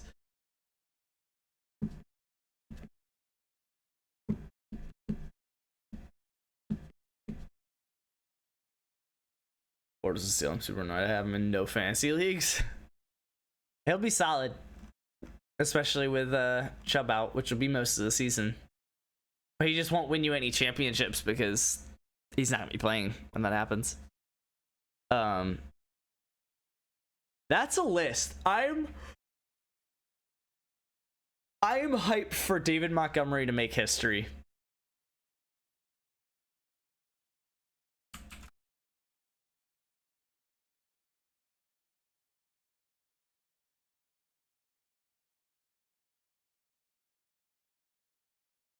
Posting in the sports chat. It's cool that you guys can see that.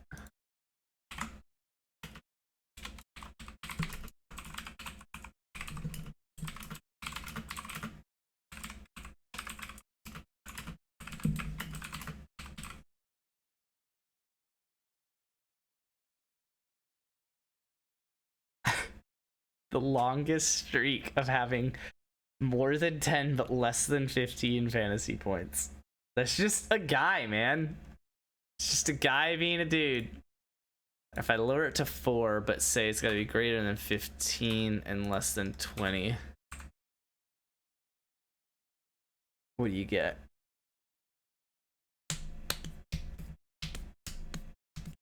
In our fake dynasty league, I'll give you a second for Hawk. I don't know. Hawk's literally like tight end 3 consistently.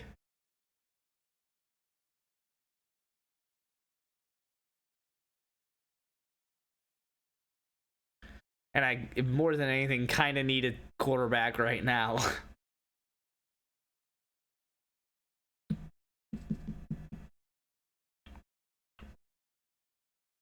I'm super flexing like a 3-point guy. Ezekiel Elliott in 2022. Any active ones? No.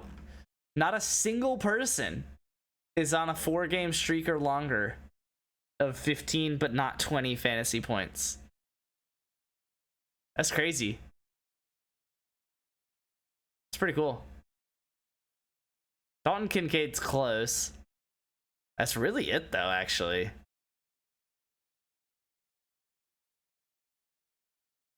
Lamar Miller.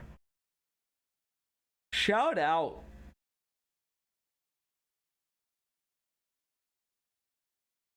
So Zeke in late 2022.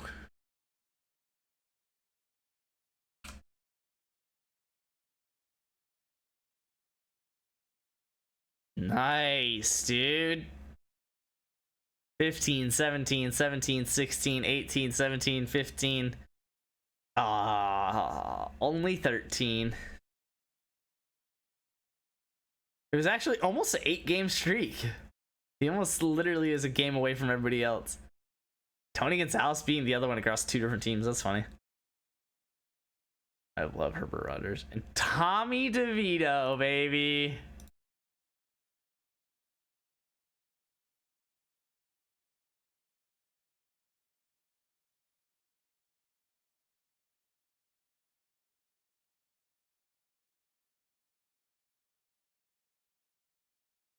I'd probably do like Rodgers and a second or something.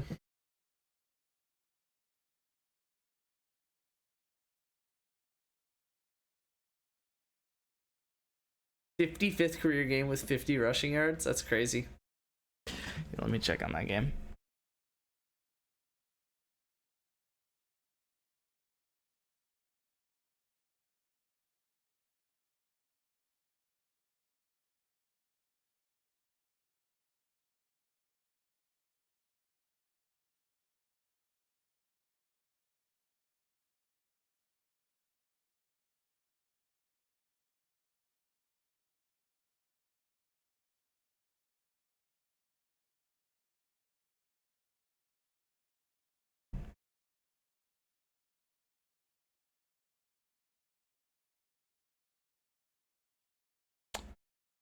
What was it? Oh, game. Rogers 3 and 5. Well, first off, we can't do it this week anyway, so let's make sure that Rogers doesn't get hurt. I'd probably do either Love or Herbert for Hawks straight up. Love is admittedly probably better. So I mean Herbert, I guess. Herbert for Hawk.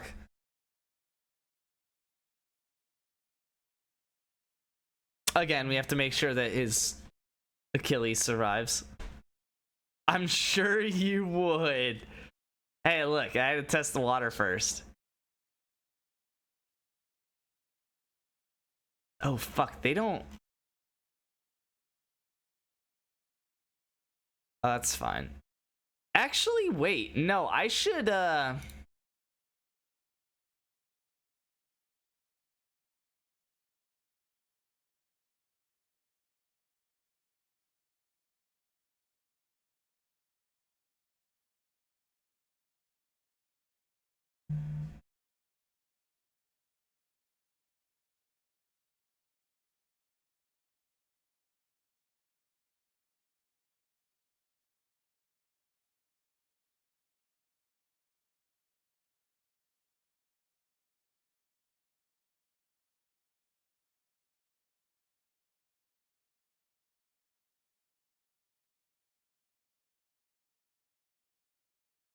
Are these guys really not drafting rookies? Am I an idiot? No, Brendan Rice is a rookie. And look at it.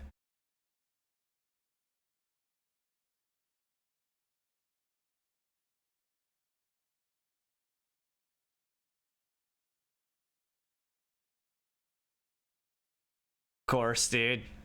Back-to-back years, baby.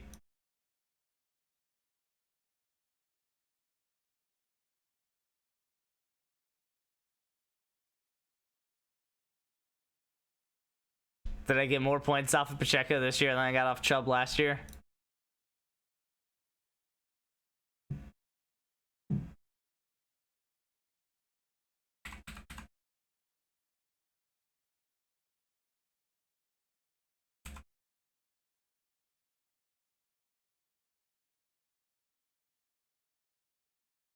Oh, he got hurt week 2. Cool. Even better.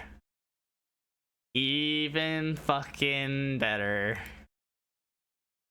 Awesome. Watch, the chain's gonna get hurt too.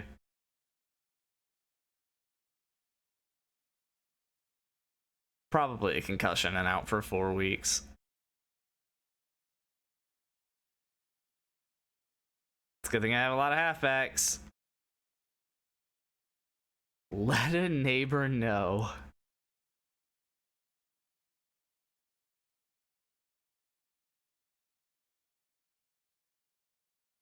Nice V in the name there, Luke.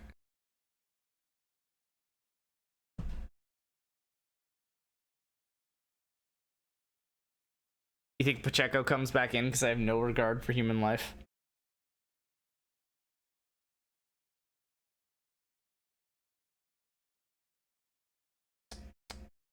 Can I watch this game on my phone right now? He's back in. Must have been a stinger. Okay, word.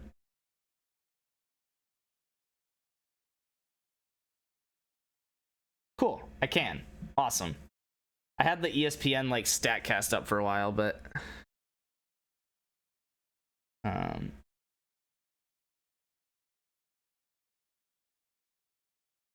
I'm at 98%. Yeah, like I just don't do this.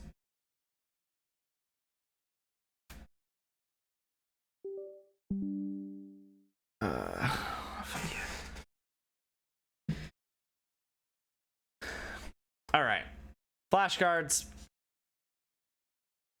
Sure.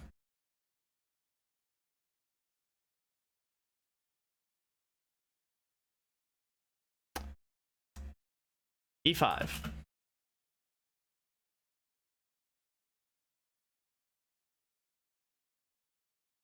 Castles. Queen B6.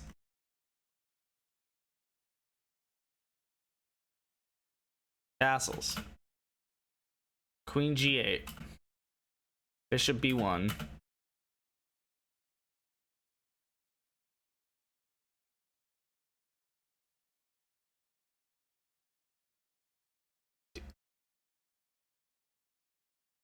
D.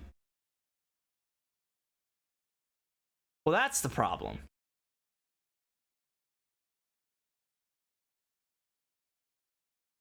I'm gonna say D5 because it has to be D5. Okay, okay. I was thinking bishop D3 there is what the board looked like, but I knew that it was D5. I'm gonna call that hard, even though I really shouldn't. I definitely should have pushed that on to good 7 months out, but whatever. Bishop E3. I don't know what to play when the queen moves out there, but whatever. What the fuck? Bishop D3? Cool.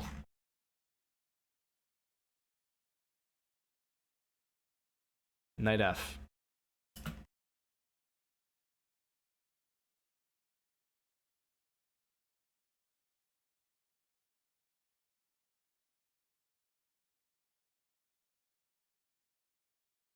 Queen E2. I fucking hate that.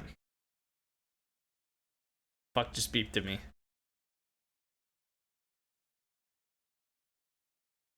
H3. I straight up might just knock out these flashcards and go watch football upstairs or something. Kind of nice to just have football on. Bishop F4. Queen F3 mate.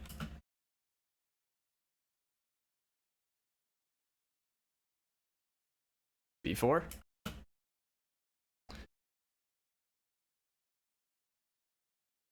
D4. It's knight F and I hate it.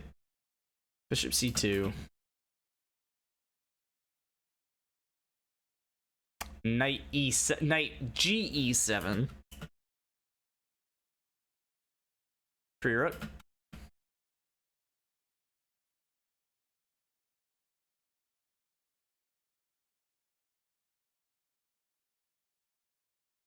Knight F. And then went back into the game.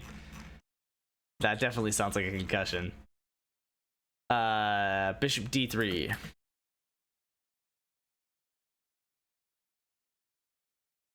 Bishop C4.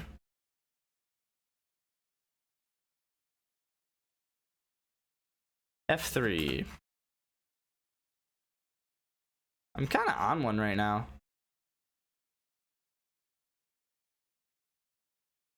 G4? Cool. Bishop D6.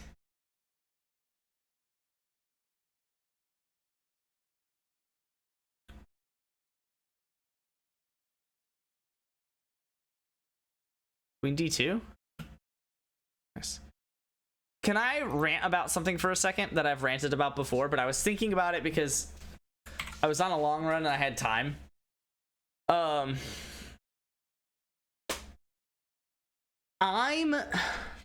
have to find the right words to word this or else I'll just sound like a little fucking bitch boy. Obviously, I am biased about it's about the Super Bowl.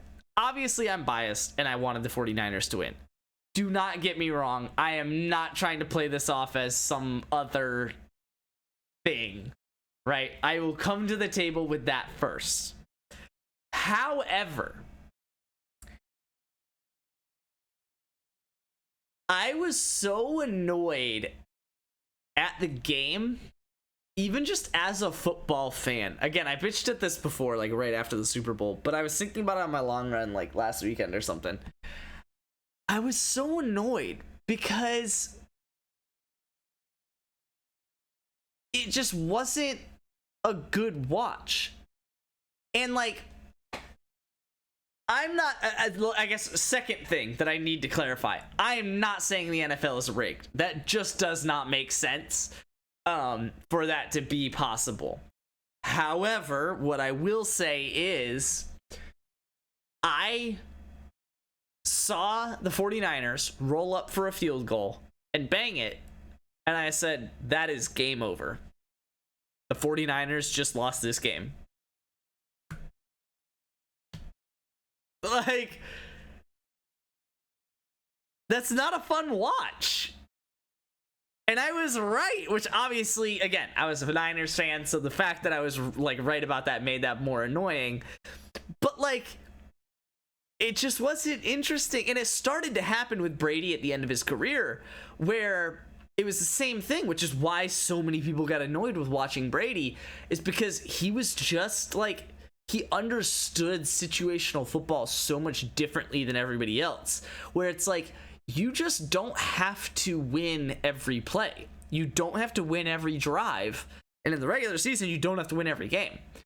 You just have to be in the right place at the right time with the ball in the right place at the right time and know how to get the ball to the right place at the right time. Like, it's just, there is so much more strategy to football than I feel like, 90s and previously football understood. And I feel like Brady really unlocked a new level of football that is, like, again, super situational, to the point where it's like, if you've watched all that fucking film, generally what your opponent is going to be running,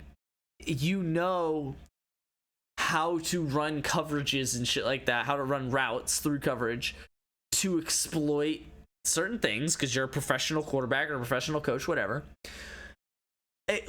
Once you know those things, you don't need to be winning 27-10. You just need to be losing 27-25 with 2 minutes left. Right? Like, it completely changed football. Right? Like, football, it was like, you need to always take the lead. But then it was like, Brady really unlocked this different level where it's like, I'm not necessarily saying he would purposely not take leads so that he could wait to take them later, but also, like, he unlocked this, like, level of football understanding where it's like, he just made the win work. He played so many games and he understood so many situations that he just knew how to win in more often than the opponent. Just off of the sheer strategy. Sure, he also had the arm to make the throw and the wide receivers to catch it, the team to block for him, right? Like, to make the play happen. Sure, he needed a team that could get him there, which is why he didn't win the Super Bowl every single year. But generally, he knew more than other people knew about football. And I think that is a huge reason why Patrick Mahomes is as good as he is because he has that same level of understanding. Look at the season that he had last year. It was not good. Statistically speaking, it was fine, above average, which is not good for a Patrick Mahomes. But it didn't need to be. He didn't need to have great receivers. He just needed receivers. He actually didn't even need to have the receivers catch the ball. He just needed to know himself which receivers were going to catch the ball in which situations, generally.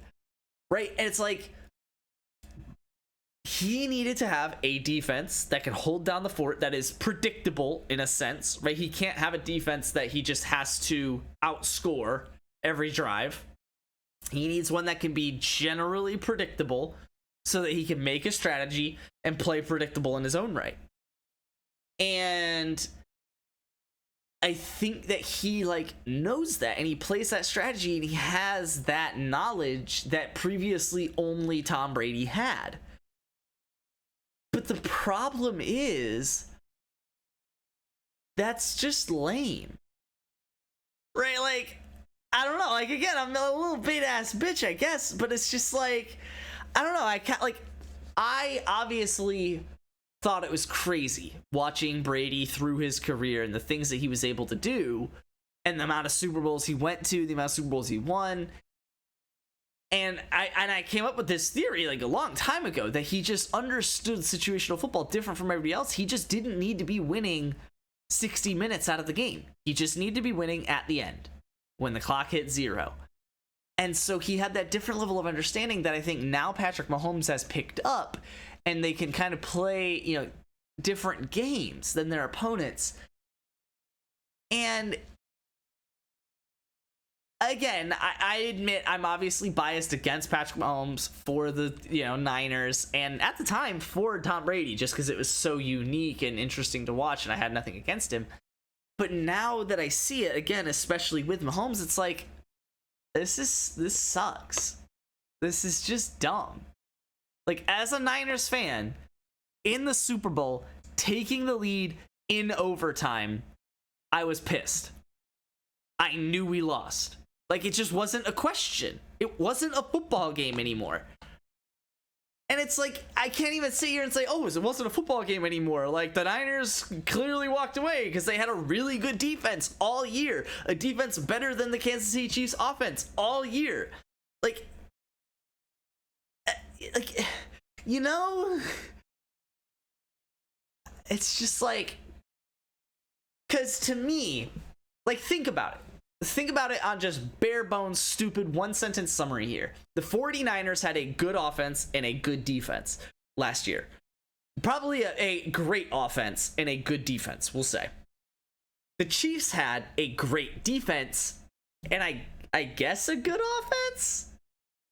So it's like, if our great offense can put up 3 points on their great defense, do we expect them to... Do we expect our good defense to make the stop in a relatively low-scoring game against their good offense, right? Like, sure, defense is our weaker side of the ball, I guess, but offense was definitely their weaker side of the ball. So do we expect them to keep up? Yeah. Like, yeah, no, like, obviously. Like, it was, like, it just wasn't worth watching anymore. Like, they just went down and scored a touchdown and it's game over. The Super Bowl champions, right? Like, it just wasn't fun. And then on top of that, again, biased, but bear with me, like, just as a football fan, it just isn't that fun. And it's like, oh, yeah, it's Patrick Mahomes again, right? Like, I was more okay with it with Tom Brady. Again, I'm admitting the bias in that. I was more okay with Tom Brady because it was the first time I saw it. I was younger. And he was genuinely, you know, obviously so much better than everybody else, which Mahomes is, but I'm older now. Mahomes is probably better, so it should be more fun to watch, but it's like, I've seen it before, and when I really think about it, it wasn't that interesting. Like, once I have this vision, it wasn't that interesting. Like, until I have that vision, yeah, it's actually really interesting. Like, oh my God, Tom Brady did it again. He came back. Like, Patrick Mahomes came back overtime in the Super Bowl. It's awesome. Like, that's so crazy. Generational talent. Until I realized, like, it's just a strategy. Like, it was literally just a plan. Right? Like, it's like me playing a game of PUBG. And it's like, oh my God, he won another game of PUBG. And it's like, yeah, like, I just had Circle because I stayed in the house that was in the center of Circle. So statistically speaking, the Circle was likely to close on me. And he was outside of it. Like, yeah, like, I just killed the guy. Like, I mean, it's cool. I got the win, but it's just like, it was just like a strategy. It's not guaranteed to work. If Circle was outside of the house, I might get fucked because he'll be camping on a tree waiting for me to leave out the door, yada, yada. But it's like,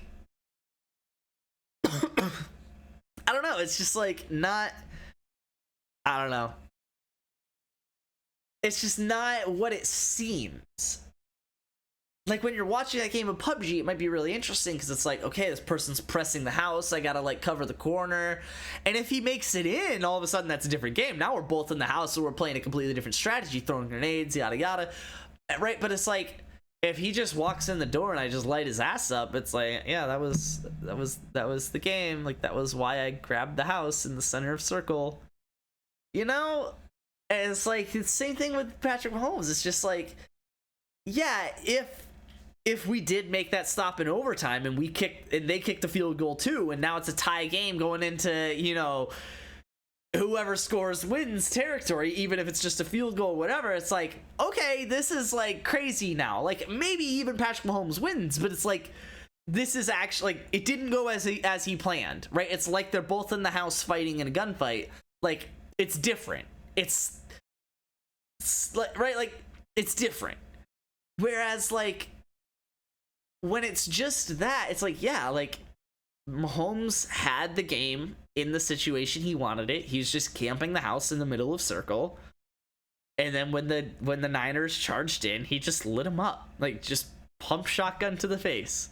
Like, right? Like, it just, like, you know, it's not I don't look at it the same anymore, and it just makes it so much less interesting to watch.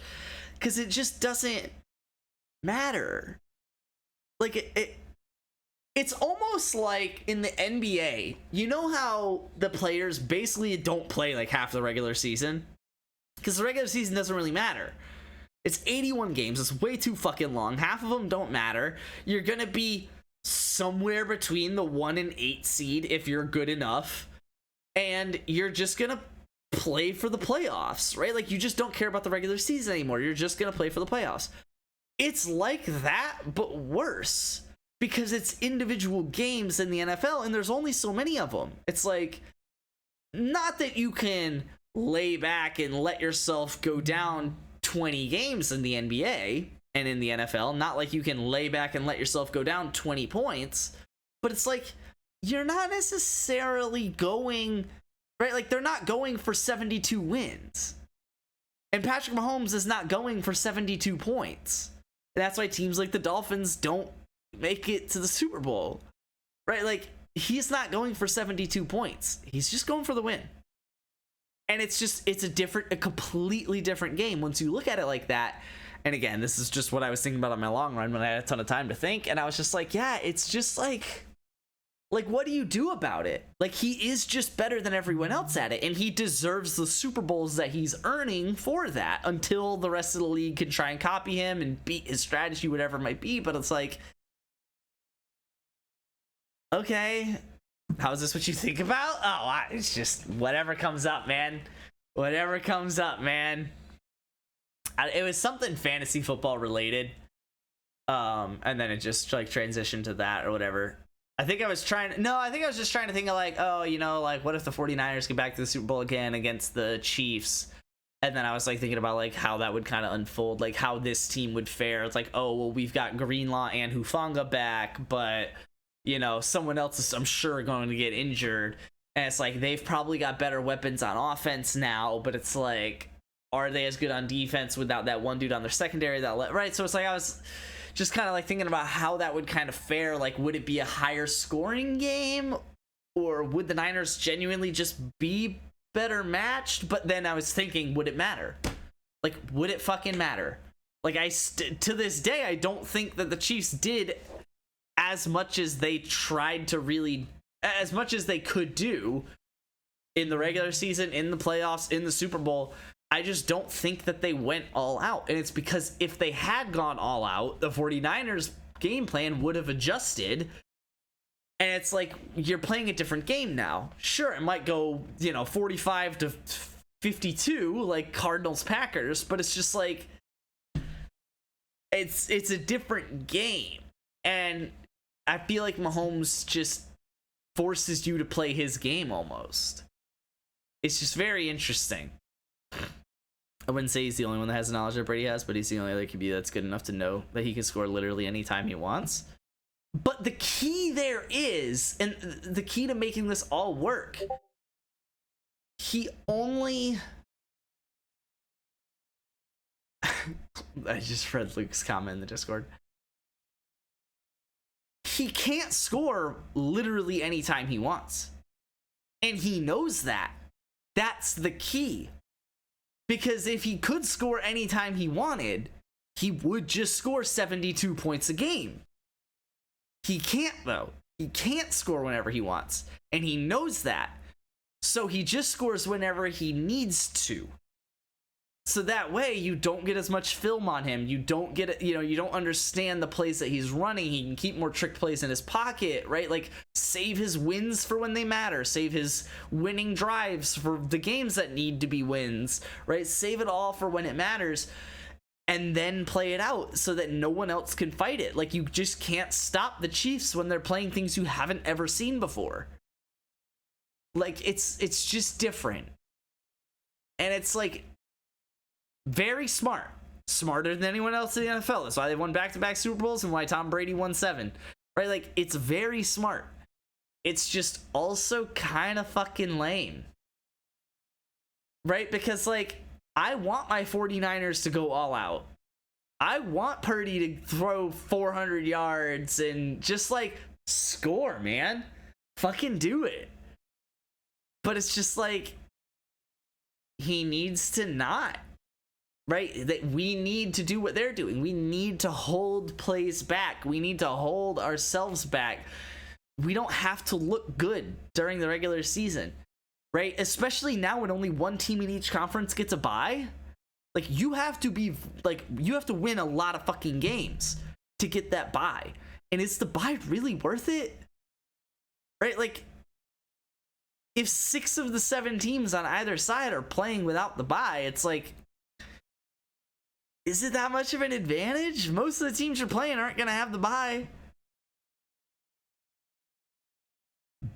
And as long as you win your division, you're not going to play the team that has the bye in the first or second week of the playoffs. So you're not actually going to play the team with the bye when they use the bye, as long as you win your division. So it's like, you don't really have to win a lot in the regular season. And it's just like a weird outlook. It's just like the NBA with load management and stuff like that. But it's just a little less obvious. And, like, because, like, if you ask Patrick Mahomes this, I guarantee he would basically just deny it. Like, oh, no, you know, you got to, any given Sunday, you got to make sure you go out there and give it your all. You got to give it a win. But it's like, no. Because that would actually not be a smart thing. Like, you're really, like, you're throwing trick plays out there to win week 2 against, you know, an opposite conference opponent. Like, no. Buys a huge advantage just because how beat up everyone is towards the end of the season, as well as home field advantage in the entire playoffs. I mean, it wasn't for the Ravens. Well, so here's what I'll say. It was for the Niners. Because everyone in the NFC was playing the way the Niners did. So when they all walk into the game equally, the Niners walk out with more rest, right? Like, better off. But in the AFC, when you have a team like the Chiefs who's just not showing all of their cards, right? It's like, you get a team like the Ravens in the AFC Championship who got the extra rest, got healthy, you know, stomped the Texans. It was like 20 points or some shit, right? Like, I don't remember now, but, like, it was a good win. One way or the other, it was a good win against the Texans. And it's like, they walk up to the Chiefs. No, not even. Chiefs walk up to them. It was in Baltimore because Baltimore had home field advantage. It just didn't matter. Chiefs are playing a completely different game plan that they had never showed before. Play calls and yada, yada, yada that the Ravens just, like, can't learn because they're not called, which, like, is football, is strategy. I get it, but it's like, okay, I guess, like, cool, man. You scored, like, 24 points a game in the playoffs. Yeah, only home game Chiefs have was the Dolphins, yeah. Like, all right, man, that's fun. Like, I guess let's watch another play. Like, you're gonna win your division again because you're gonna make sure you will, because you can. And it's just a matter of how hard is it for that to happen. For Tom Brady, it was stupid easy. For his entire fucking career, he walked into a division championship, like, or a division win, whatever you want to call it. And so he walked into the playoffs half the time with the bye. Right? He walked into the playoffs getting home field advantage for a game or two, right? Like, or more. And it's just like, if Brady had competition in his conference, or if this year the Chargers or whoever gives Mahomes a run for his money for the conference, then Mahomes and the Chiefs have to show more of their cards to win more of their games to be able to win their conference, right? And now they're walking to the playoffs with less in their tool belt. That's as surprising. And maybe someone's able to game plan just enough to stop them, right? Like, so it's like literally the Chargers being better makes it so that the Ravens can beat the Chiefs, right? Like, but it makes, like, I just logicked all the way through that. Like, that's a thing. But it's just like so like weird and annoying to like realize. Like, okay, cool, I guess. My throat is like tickling me, so I'm gonna get another drink. It's just frustrating. Weird.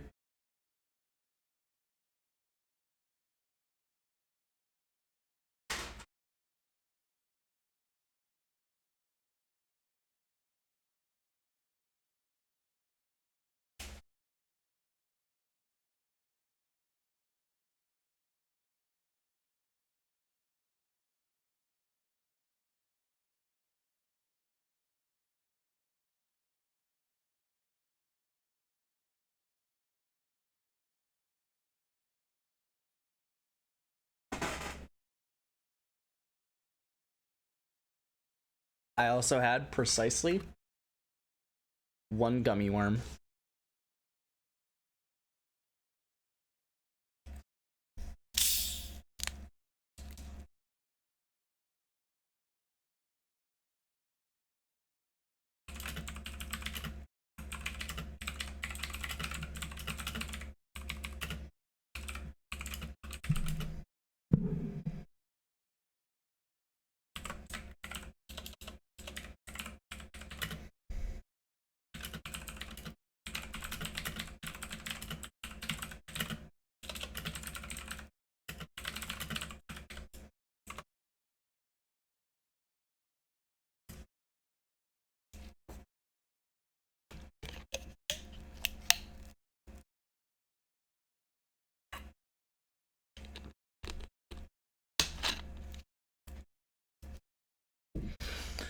All right, flashcards.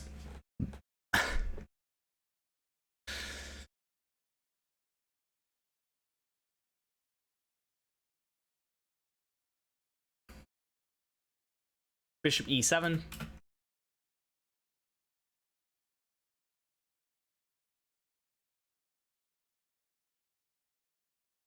E5.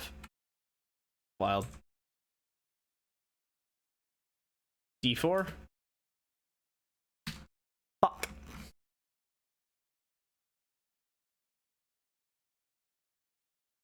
Castle. All right, Lamar, come on. Do something. Kick it? Fuck me. I should have known that.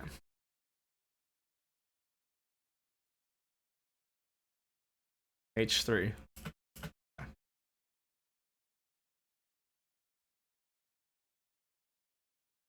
Knight.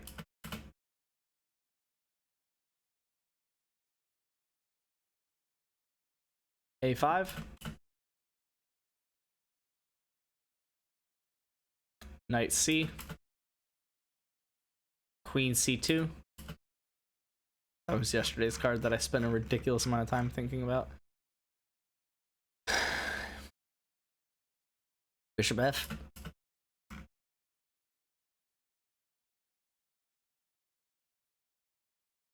Knight?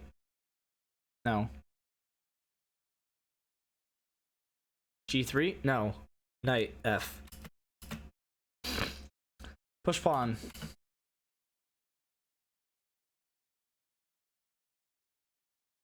Queen E4.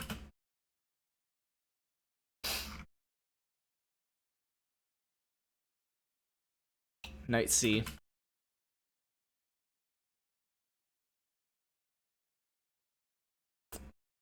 Bishop B6.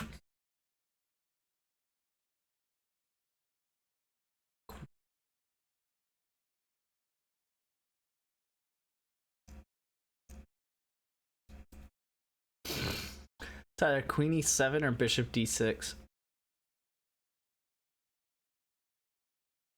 I'm gonna say Queen E7.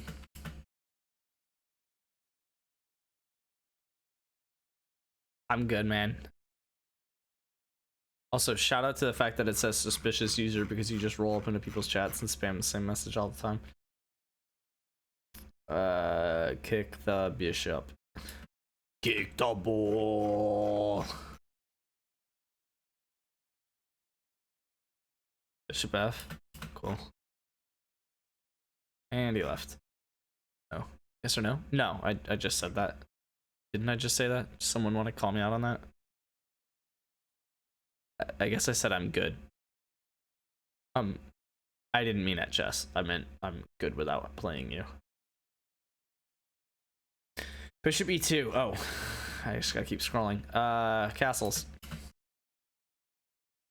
Didn't hear what you said. Head and oh, got you. Yeah, no, I'm good. No. Just leave it at that. D4.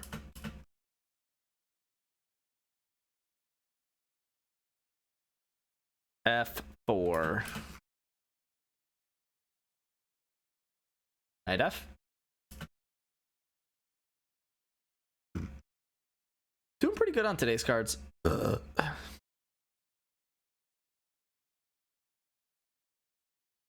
Bishop F.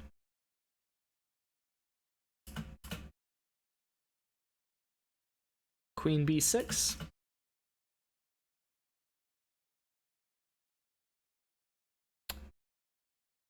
Feels like A5.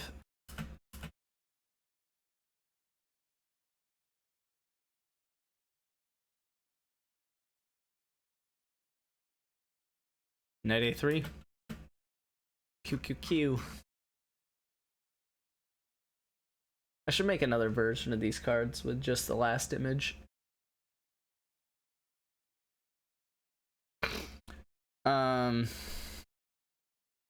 Oh, bishop check.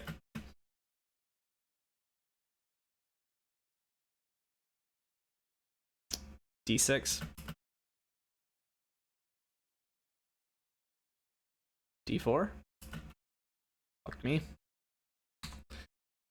I feel like I knew that.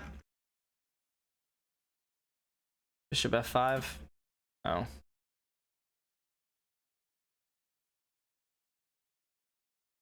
Those are weird cards.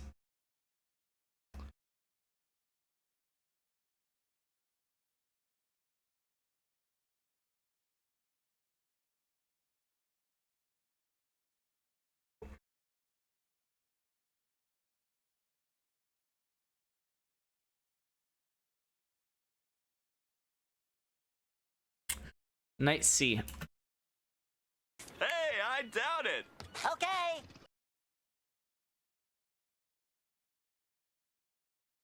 Why is likely getting so many more targets? H4?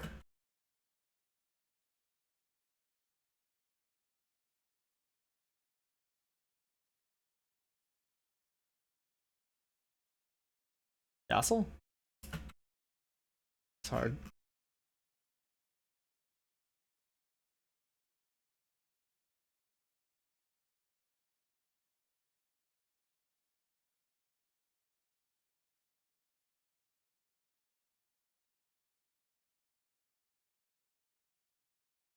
Blow it up.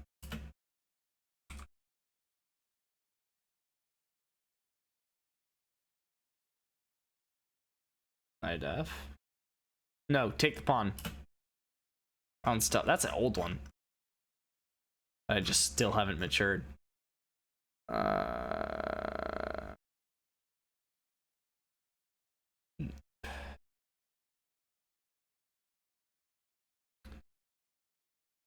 Knight F. Fuck. Why is Justice Hill the leading receiver? Dude, I called it out earlier. E5. There's a lot on my brain. Bishop E3.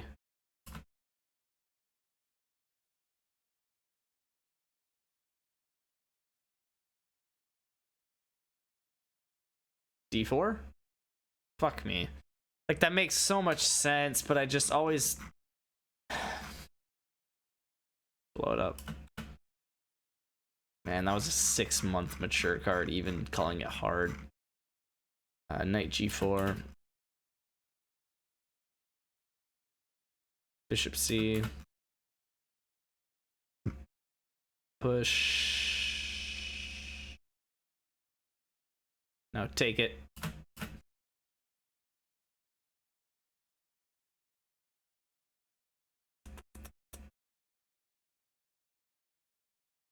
F6. Horrible fantasy wise. Oof. Rook g1.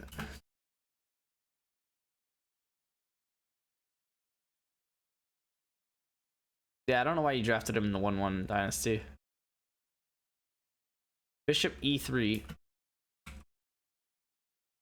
Rook e5.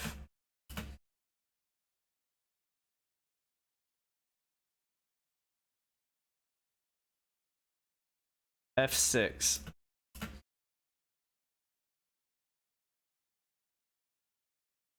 E6.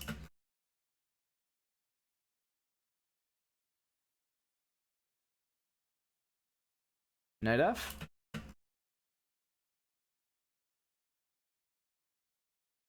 Bishop e6. I almost said 3. Not possible.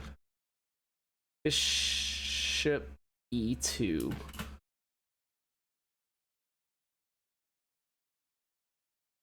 F4.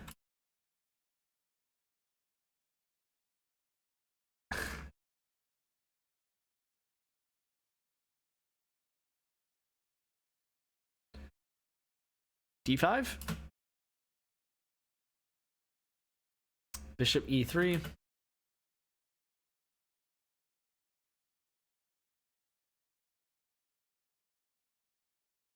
that G? Is that G3? I don't think so. Yeah, G3. Oh, sorry. No, E5.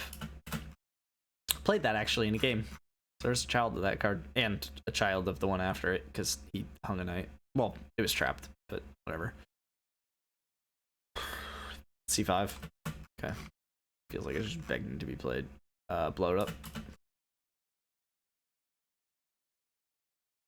Take the pawn. It's the fastest. Oh, no.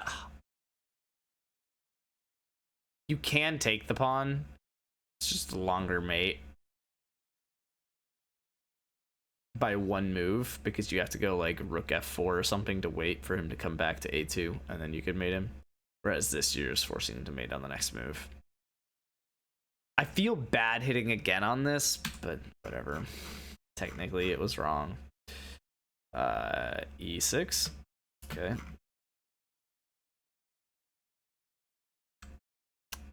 This feels like a G3 move.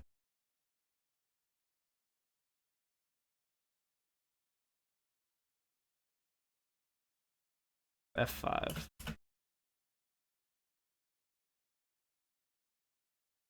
Knight F.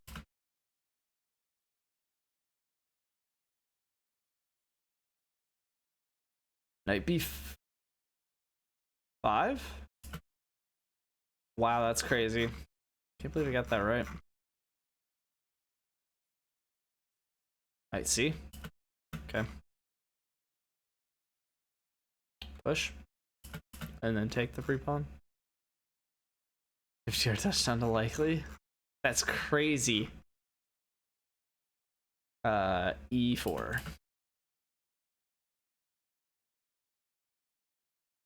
Castle. Cool.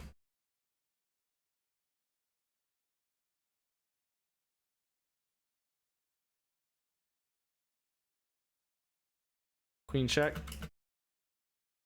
The one that doesn't hang it in 1 move for a pawn. Queen E2. Oh no.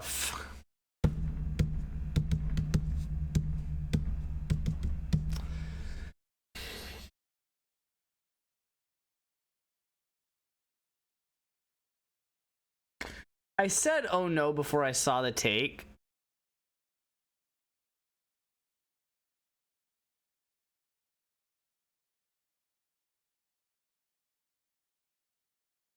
I'm gonna hit hard.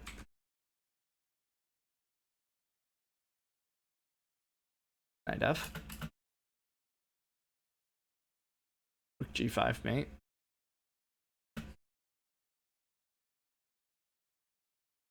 Check. Knight F. Oh, we're into the wrong cards. Nice. Yeah, so I'm probably just gonna Knight F. No, or, sorry, Knight C.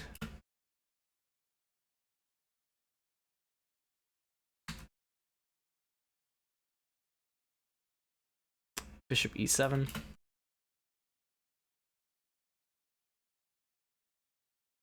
Knight E2.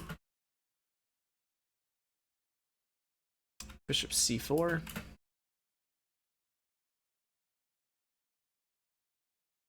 Kick. Knight E5. I've got to change this one. Rook G3.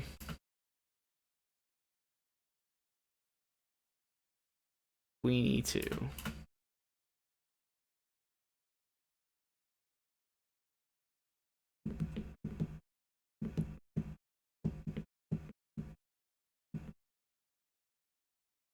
Yeah, I think I'm just gonna throw this on in bed. It's the fourth quarter. Gonna be up pretty early tomorrow morning anyway, so I'm hopping off. I should be live this weekend.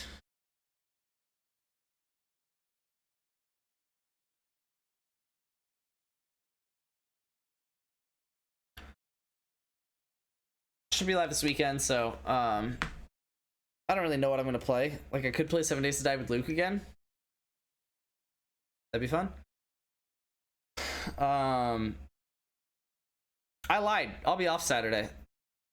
KSU games at 7 o'clock. Prime time. Baby. So I'll probably be live on Sunday, though. So that'll be fun. Fantasy football update. Good stuff. That's it for me. Hope you guys had some fun on the stream. Peek the good things. I love you guys. I'll see you guys then. I'm out. Deuces.